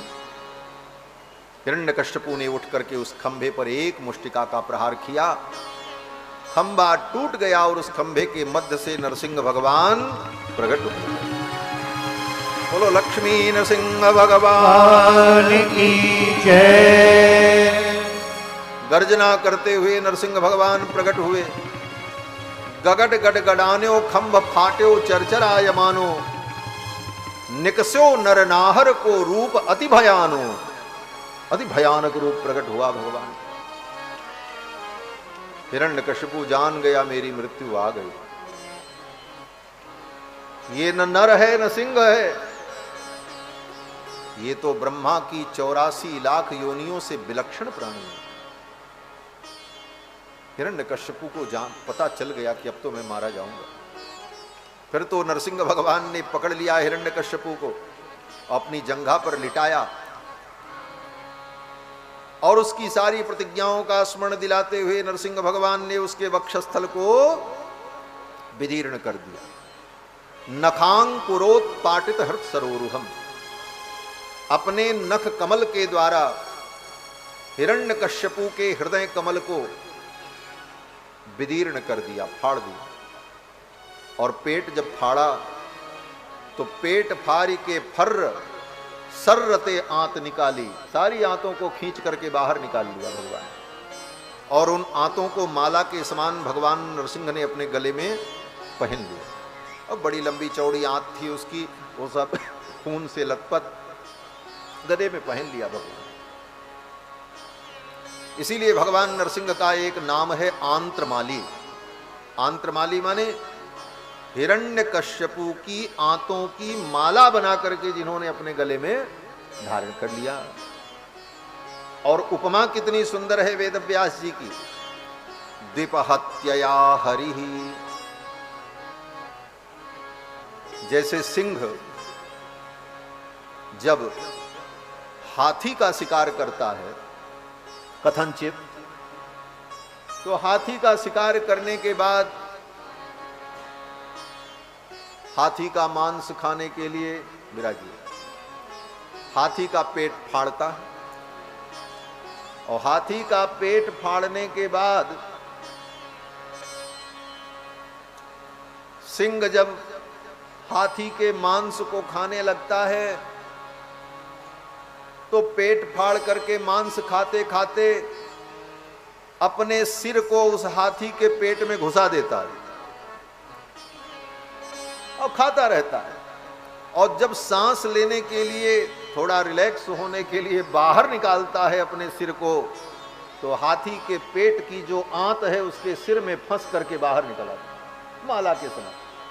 कितना भयानक रूप उस सिंह का होगा कि गज का वध करने के बाद उस गज के रक्त से सने हुए शरीर में उस हाथी के आंतों को लपेटे हुए वो सिंह जब निकलता है और इधर उधर देखता है, कितना भयानक रूप होता है। उग्रम वीरम महाविष्णुम ज्वलंतम सर्वतोमुखम नृसिंहम भीषणम भद्रम मृत्यु मृत्युम नमाम्यहम। ऐसे नरसिंह भगवान हिरण्यकश्यपु की आंतों की माला पहन ली। हिरण्यकश्यपु को तो मार दिया, फिर भी क्रोध शांत नहीं हो रहा। दहाड़ मार रहे थे भगवान, पैतरा मार रहे, कभी इधर गर्जना करते हुए जाते, कभी इधर गर्जना करते हुए जाते। देवताओं ने कहा आज प्रलय हो जाए, अगर इनका क्रोध शांत नहीं हुआ तो आज सृष्टि समाप्त हो जाएगी। इनका क्रोध पहले शांत करो। बोले कौन जाए शांत करने के लिए? बोले देवता लोग जाएं। देवता आए, स्तुति करने लगे। ब्रह्मा ने स्तुति की, भगवान शंकर ने की, यक्ष ने, किन्नर ने, गंधर्व ने, ऋषियों ने, मुनियों ने, सब ने स्तुति की, लेकिन भगवान का क्रोध शांत नहीं। तब सब ने लक्ष्मी जी को कहा। ब्रह्मा जी ने लक्ष्मी जी से कहा देवी आप जाओ, आपके जाने पर इनका क्रोध शांत हो जाएगा। क्यों? बोले पुरुष कितना भी नाराज हो और किसी के कहने पर शांत न हो, तब पत्नी आती है और कहती हो गया बस करो, अब तो शांत हो जाओ, तो पत्नी की बात मान लेता है। पत्नी कह देती है तो शांत हो जाता है। फिर तो सब देवताओं ने लक्ष्मी जी को भेजा, आप जाओ। लक्ष्मी जी को गर्व हो गया कि भगवान किसी से शांत नहीं हुए, अब मैं जाऊंगी तो इनका क्रोध शांत हो जाएगा। और लक्ष्मी जी दिव्य रूप धारण करके चटकते मटकते हाव भाव विलास विलसती के द्वारा, अपने कटाक्ष निपातन के द्वारा, अपनी भ्रिकुटी विलास के द्वारा भगवान को मानो मोहित करना चाहती थीं। और लक्ष्मी जी जब भगवान के सम्मुख आईं, उनको गर्व था कि मेरे रूप सौंदर्य माधुर्य को देखकर भगवान का क्रोध शांत हो जाएगा। लक्ष्मी जी को गर्व था? बोले हाँ। बोले तो ये तो गड़बड़ बात है। बोले गड़बड़ बात नहीं है, ये लक्ष्मी जी का जो गर्व है ये सात्विक गर्व है, इसको सात्विक अहंकार कहा जाता है। अहंकार निंदनीय है, लेकिन सात्विक अहंकार अगर है तो वो सात्विक अहंकार वंदनीय होता है। लक्ष्मी जी के अंदर गर्व इस बात का है कि भगवान मेरे स्वामी हैं, भगवान मेरे हैं, इसलिए मेरी बात मान जाएंगे, और ये गर्व तो होना ही चाहिए। गोस्वामी जी महाराज कहते हैं, अस्य अभिमान जाई जनु भोरे, अस्य अभिमान जाई जनु भोरे, मैं सेवक रघुपति पति मोरे, मैं सेवक रघुपति पति मोरे, अस्य अभिमान जाई जनु भोरे, अस्य अभिमान जाई जनु भोरे। ये अभिमान तो होना ही चाहिए कि भगवान मेरे हैं, भगवान हमारे हैं, ये अभिमान बहुत अच्छा है, ये होना चाहिए। लक्ष्मी जी इसी अभिमान से आईं, लेकिन भगवान ने ऐसी गर्जना की कि लक्ष्मी जी उल्टे पांव लौट गईं। उनकी भी हिम्मत नहीं हुई सामने आने की। तब ब्रह्मा जी ने प्रहलाद से कहा, बेटा तुम जाओ, तुम्हारे कारण इनको क्रोध आया है, तुम्हारे जाने पर इनका क्रोध शांत होगा। फिर तो प्रहलाद जी आए और भगवान के चरणों में साष्टांग प्रणाम। स्वपाद मूले पतितम तमर्भकम विलोक्य देव कृपया परिप्लुतः। अपने चरणों में प्रणाम करते हुए प्रहलाद को देखकर नरसिंह भगवान का क्रोध शांत हो गया, और उसी क्षण प्रहलाद को उठा करके भगवान ने अपनी गोद में बैठा लिया। और गोद में बैठाने के बाद नरसिंह भगवान अपनी जीभ से प्रहलाद के गाल को चाटने लगे और चूमने लगे। जैसे शेर अपने बच्चे को चाटता है, उसी प्रकार नरसिंह भगवान प्रहलाद के मुख को चूमने लगे। मंजुल मुखार बिंद चूमि चूमि कहें प्रभु, क्षमा करो पुत्र मोहे देर भई आने में। अगर आने में हमें देर हो गई हो तो बेटा मुझे क्षमा कर देना, तुम्हारी पुकार सुनकर के मैं दौड़ा आया। भक्त भगवान का बड़ा सुंदर संवाद हुआ। अंत में भगवान ने कहा, वरदान मांगो। प्रहलाद जी ने कहा, मैं आपसे क्या मांगू, मुझे कुछ नहीं चाहिए। प्रहलाद जी ने कहा, मुझे कुछ नहीं चाहिए। भगवान ने कहा, कुछ मांगो, मेरा दर्शन व्यर्थ नहीं होना चाहिए, मेरे दर्शन का कोई फल हो। तब प्रहलाद जी ने कहा, आप यही वरदान दे दो कि कभी मेरे मन में कुछ मांगने की इच्छा ही न उत्पन्न हो, यही वरदान दे। ऐसी निष्कामता मांगी भगवान से। बार बार मैं कथा में कहता हूं कि भागवत कथा निष्काम भक्ति की प्रेरणा देती। भगवान की भक्ति करो, लेकिन भगवान से कुछ चाहो मत। क्या चाहो? बोले राजी हैं हम उसी में जिसमें तेरी रजा है। ये भागवत है। फिर तो प्रहलाद जी को भगवान ने असुरों का राजा बनाया। और भगवान नरसिंह अंतर्ध्यान हो गए। इसके बाद बहुत सारी कथाएं हैं, लेकिन उन कथाओं का केवल मैं नाम स्मरण आपको करा दूं। 7 दिन में सब कथाएं सुना पाना संभव नहीं है और सब कथाओं का विस्तार संभव नहीं है, इसलिए आगे जो कथाएं हैं केवल हम उनका नाम स्मरण करा दें, क्योंकि कृष्ण जन्म तक पहुंचना है। आगे अष्टम स्कंद में सर्वप्रथम गजराज की कथा सुनाई। गजराज की कथा बड़ी प्रसिद्ध है। गजराज पानी में डूब रहा था, ग्राह ने उसको पकड़ रखा था। पूर्व जन्म के संस्कार के कारण उसको भगवान की याद आ गई। एक बात था तो पशु, भगवान की याद उसको कैसे आई? तो सुखदेव जी कहते हैं प्राग जन्मनि अनुशिक्षिणा, पूर्व जन्म के कारण, पूर्व जन्म के संस्कार के कारण उसे स्मरण आ गया और उसने भगवान को पुकारा। गजराज ने भगवान को जो पुकारा है, 28 श्लोकों में गजराज ने भगवान की स्तुति की है। गजेंद्र मोक्ष उसे कहा जाता है, लेकिन किसी भी श्लोक में गजराज ने भगवान का नाम नहीं लिया। न नारायण कहा, न गोविंद कहा, न राम कहा, न कृष्ण कहा, न माधव कहा, न मुरली वाला कहा, कुछ नहीं। गोलमाल स्तुति करता रहा। गोलमाल स्तुति क्या है? बोले गजराज कहता था जो सारे जगत का स्वामी है वो मेरी रक्षा करे, जो कण कण में विद्यमान है वो मेरी रक्षा करे, जो मेरे अंदर है वो मेरी रक्षा करे, जो सबके अंदर है वो मेरी रक्षा करे। यस्मिन इदम यतश्चेदम एनेदम च इदम स्वयं। पूरी स्तुति में यही सब भाव है। तो अब गजराज ने नाम नहीं लिया भगवान, लेकिन आया कौन? भगवान नारायण अपने गरुड़ पर बैठ करके आए। यह स्तुति भागवत की परतत्व का निर्णय करने वाली स्तुति है। परतत्व माने सुप्रीम पावर, परम शक्तिमान परब्रह्म परमात्मा कौन है, इसका निर्णय होने जा रहा है इस कथा के द्वारा।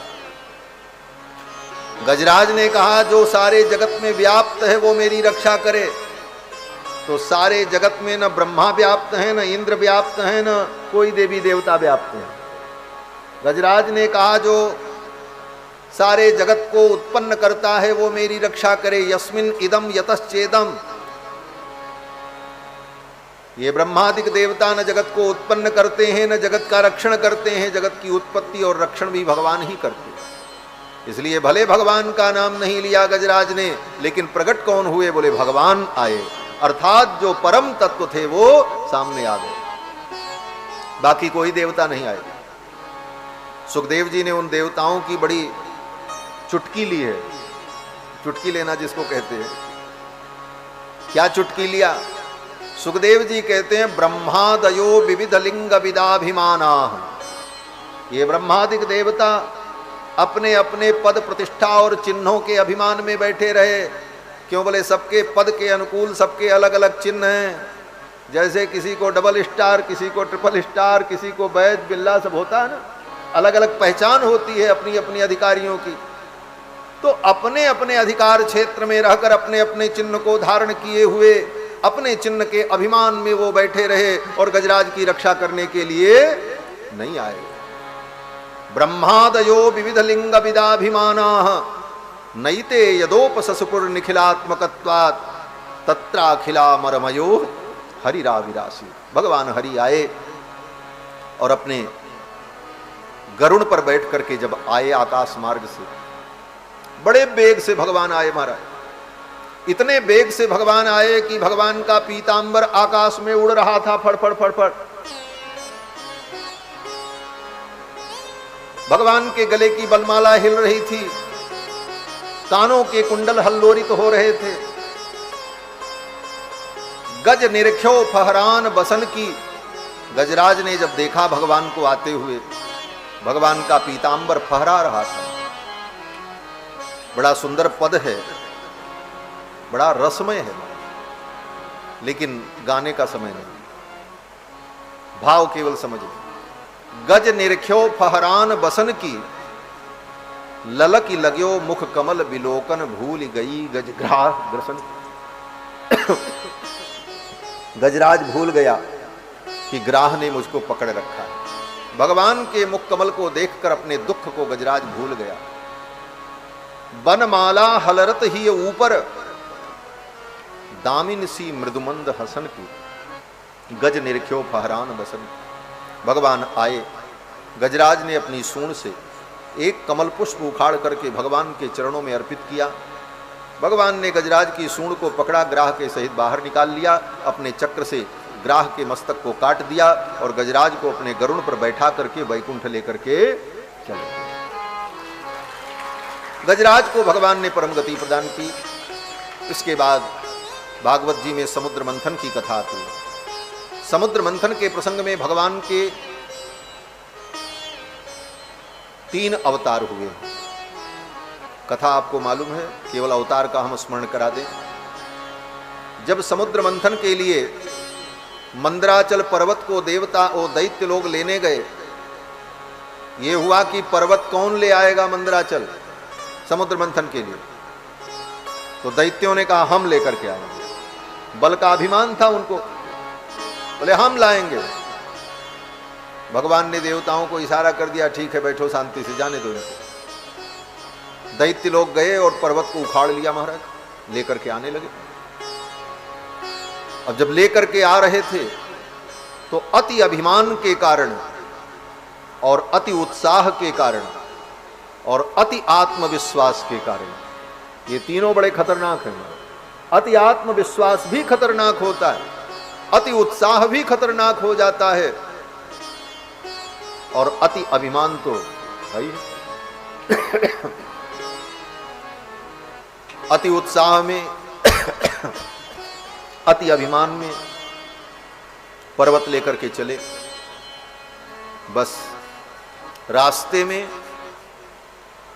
हाथ होठ बदलने लगे और थोड़ा गाफिल हो गए, भटक गए। परिणाम क्या हुआ? बोले पर्वत का बैलेंस बिगड़ गया। अब पर्वत हाथ से छूट गया।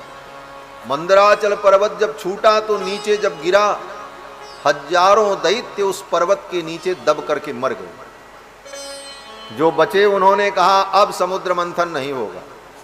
क्यों? बोले प्रथम गासे मक्षिका पातः, पहला कवर खाने चले मक्खी पड़ गई, अब आगे क्या खाएं? अब तो समुद्र मंथन नहीं होगा।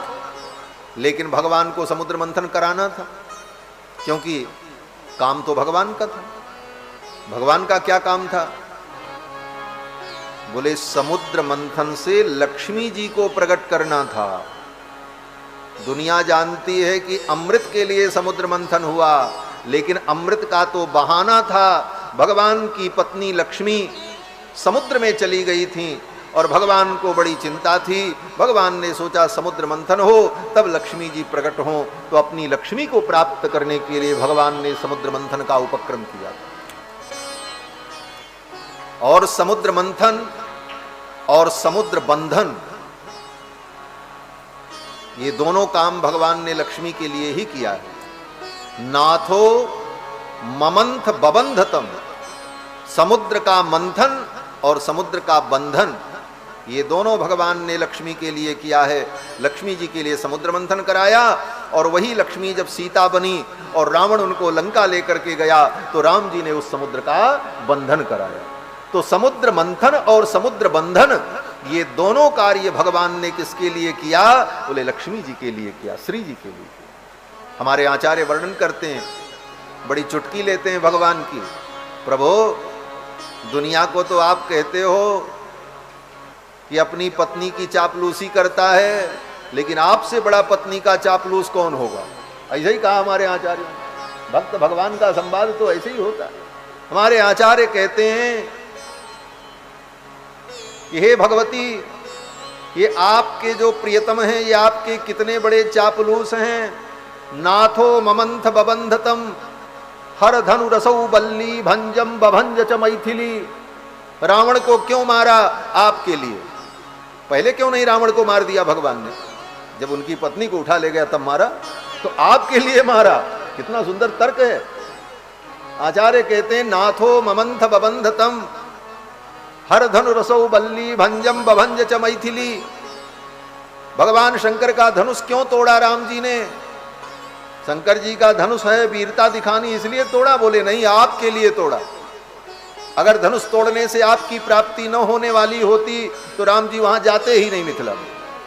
तो धनुष भी तोड़ा तो किसके लिए? बोले आपके लिए। नाथो ममंथ बबंधतम हर धनु रसौ बल्ली भंजम बभंज च मैथिली अपि दशमुखीम लूत्वा रक्षक कबंधम अनर्तयत किमेव न तव पति करता तो चाटु चुंच मनोरथ। हमारे आचार्य कहते हैं आपके पति आपके कितने बड़े चाटुकार हैं, आपकी चापलूसी करने में ही लगे रहते हैं। ये सब चापलूसी नहीं तो और क्या है?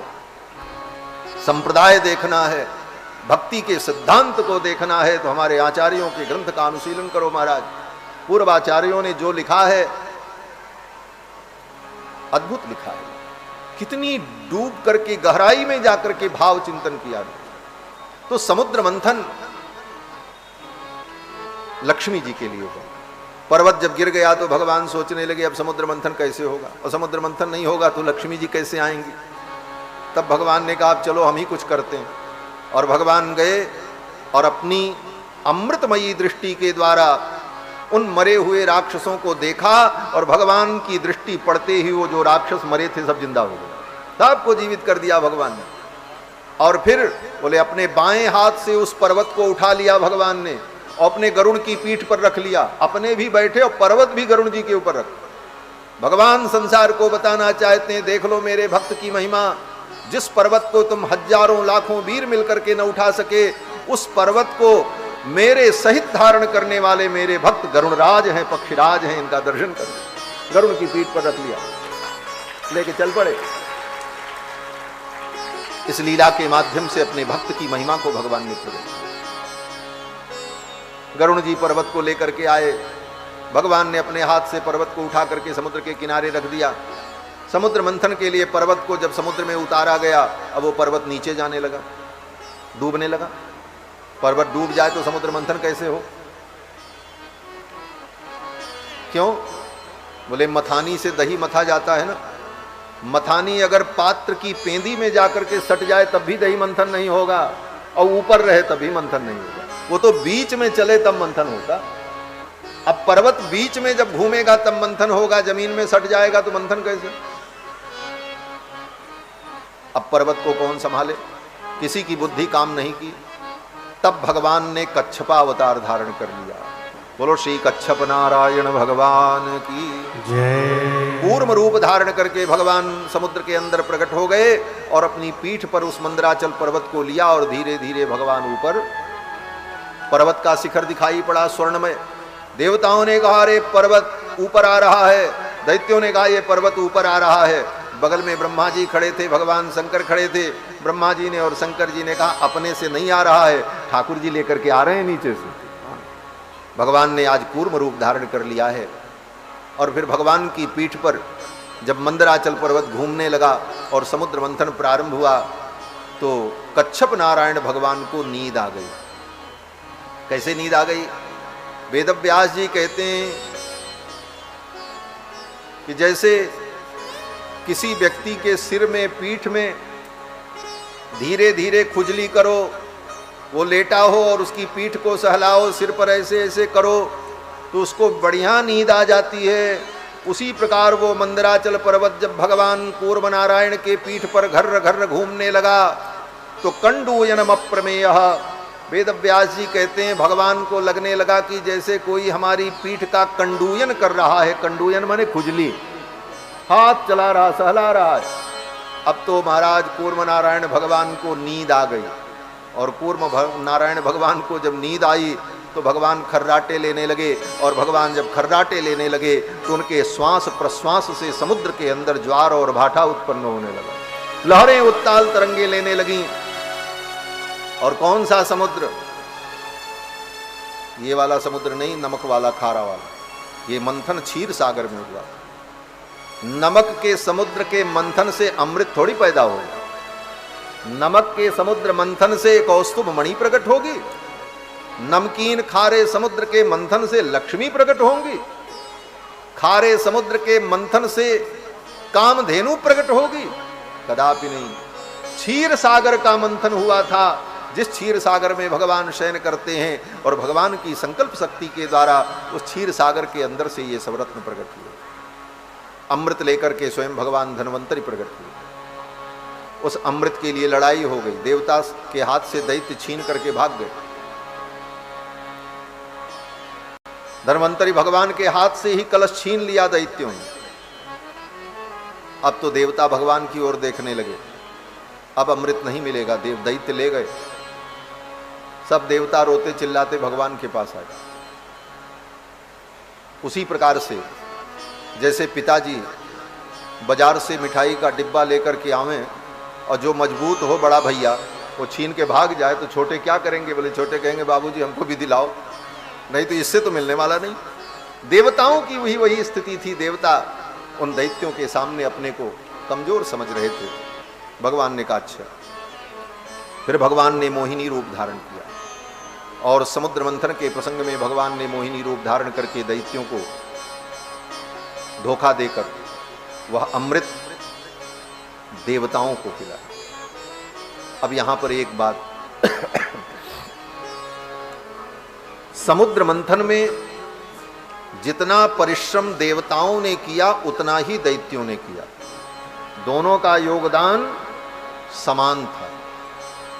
व्यक्ति कहता है कर्म करो फल मिलेगा, दैत्यों ने भी कर्म किया लेकिन दैत्यों को उस कर्म का फल नहीं मिला, अमृत नहीं मिला। क्यों नहीं मिला? केवल कर्म करने से फल नहीं मिलता है, ये नोट कर लेना। कर्मवादी लोग कहते हैं ठीक है, कुछ अंश तक वो बात सही है लेकिन पूरी सही नहीं है।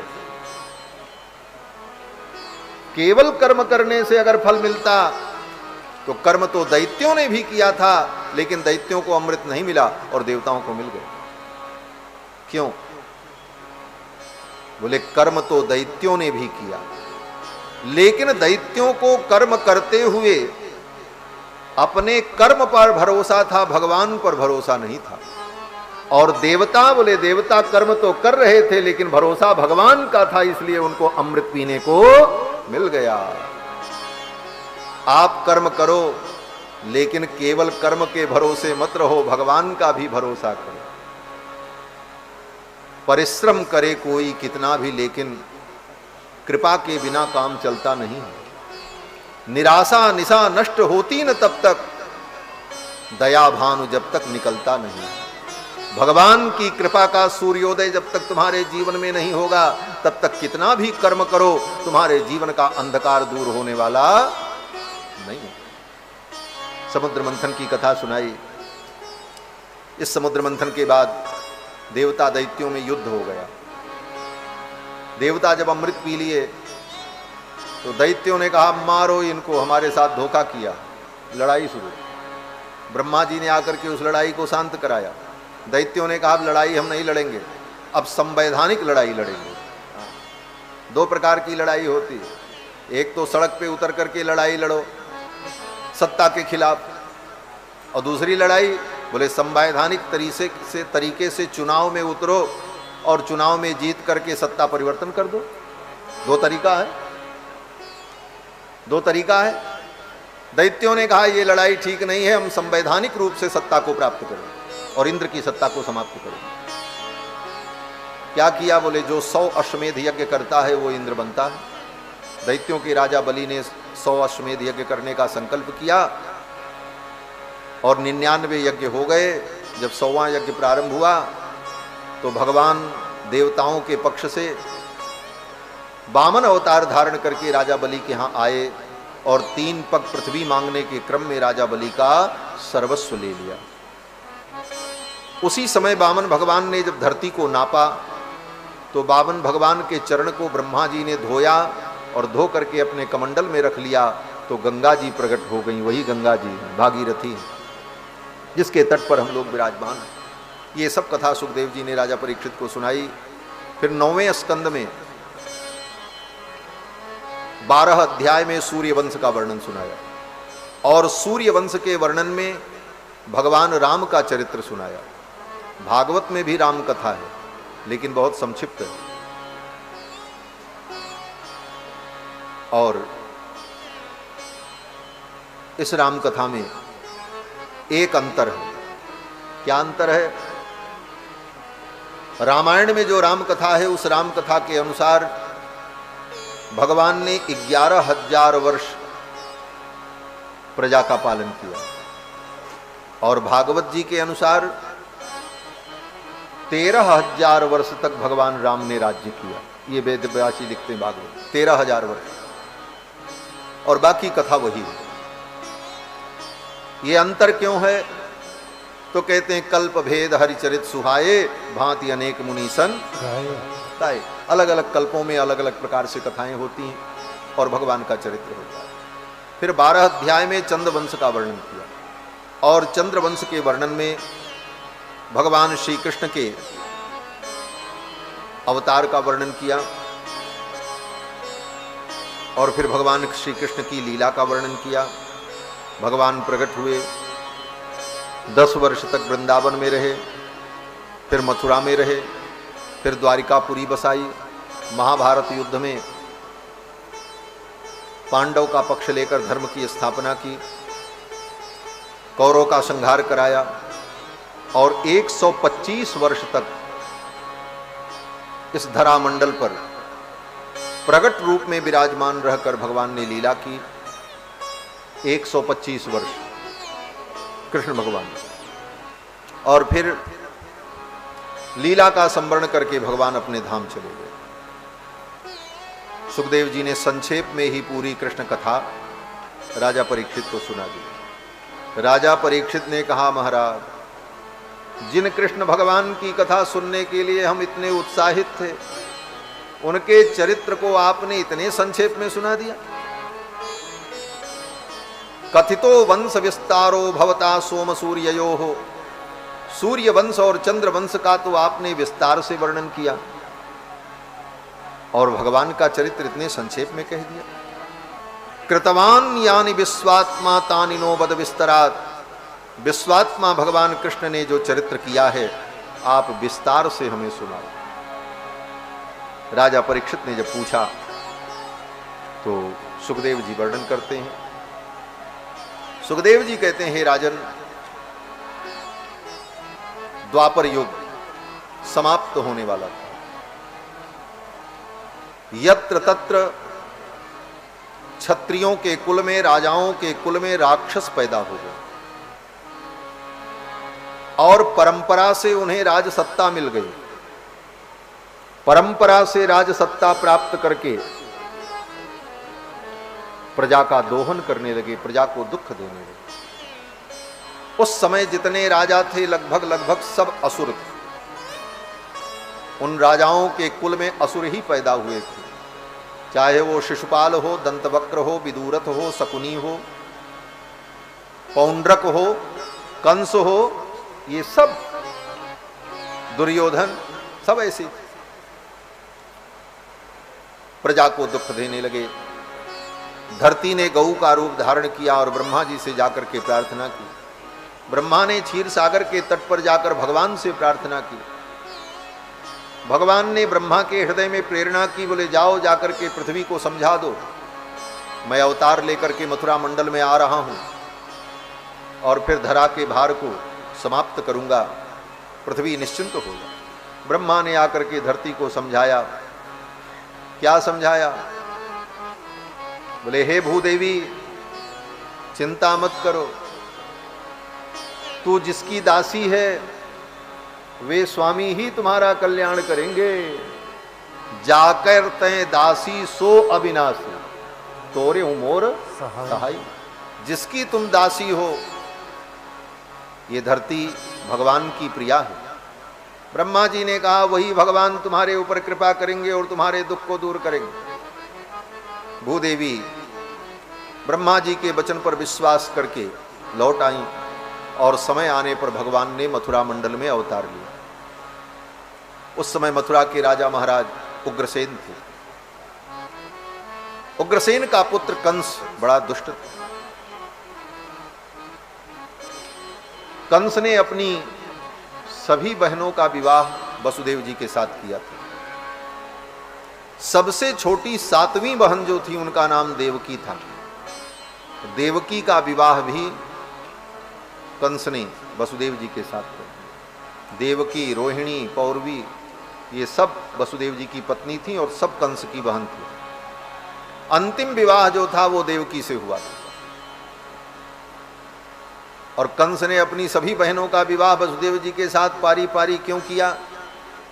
बोले एक बहन का विवाह किया, उससे कोई बेटा बेटी नहीं हुए, तो कंस ने सोचा चलो दूसरी बहन का ब्याह कर दें, शायद इससे कोई संतान हो जाए वसुदेव जी को।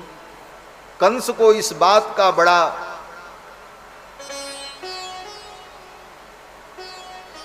लोभ था कि मेरा भांजा हो और वो भांजा मुझे मामा कहे।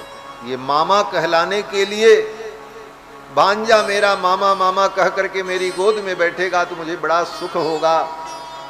इस कारण से कंस ने अपनी सभी बहनों का विवाह वसुदेव जी के साथ कर दिया, शायद इसके भाग्य से कोई संतान हो जाए, चाहे इसके भाग्य से संतान। अंत में देवकी का भी जब विवाह कर दिया,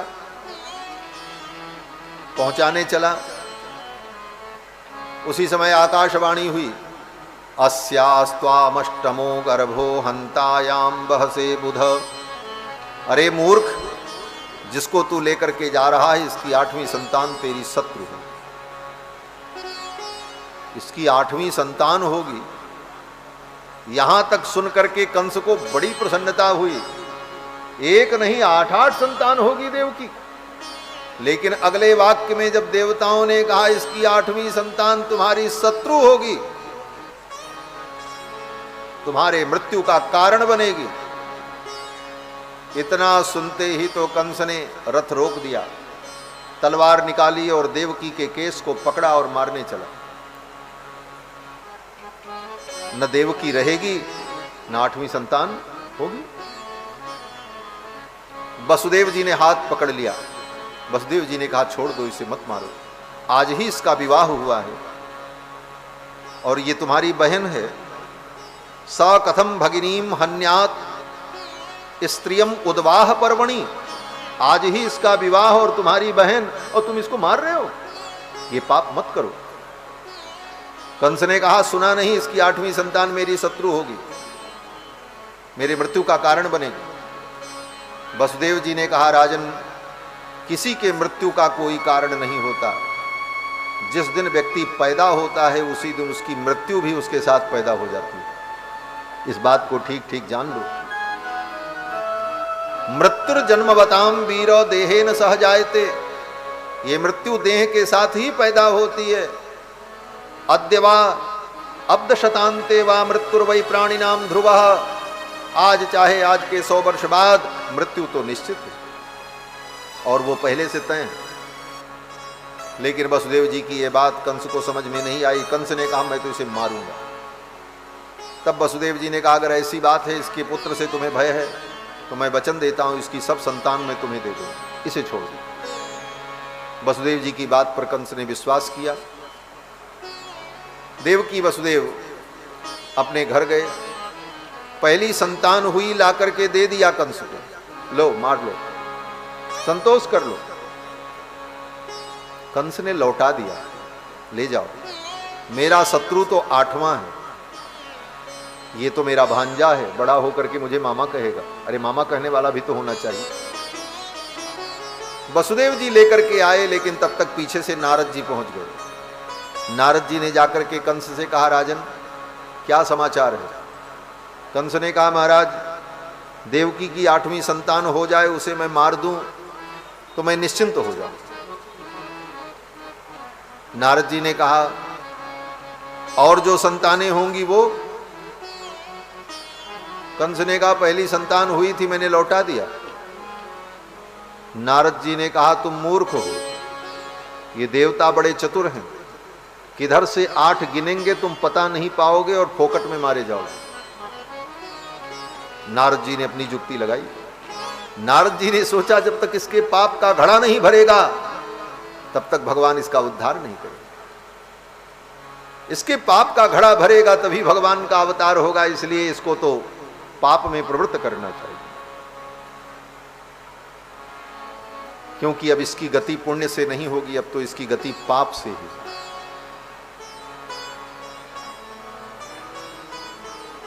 नारद जी ने कहा, देवता किधर से 8 गिनेंगे तुम पता नहीं पाओगे। कंस ने कहा, कैसे? नारद जी ने अपने झोली से एक कमल पुष्प निकाला और उस कमल पुष्प में 8 पंखुड़ियां थीं, अष्टदल कमल थे। नारद जी ने कहा, बताओ इसमें पहली पंखुड़ी कौन है?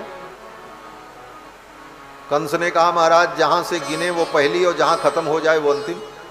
इसमें तो हर पंखुड़ी पहली और अंतिम हो सकती है और किसी भी संख्या से हो सकती है।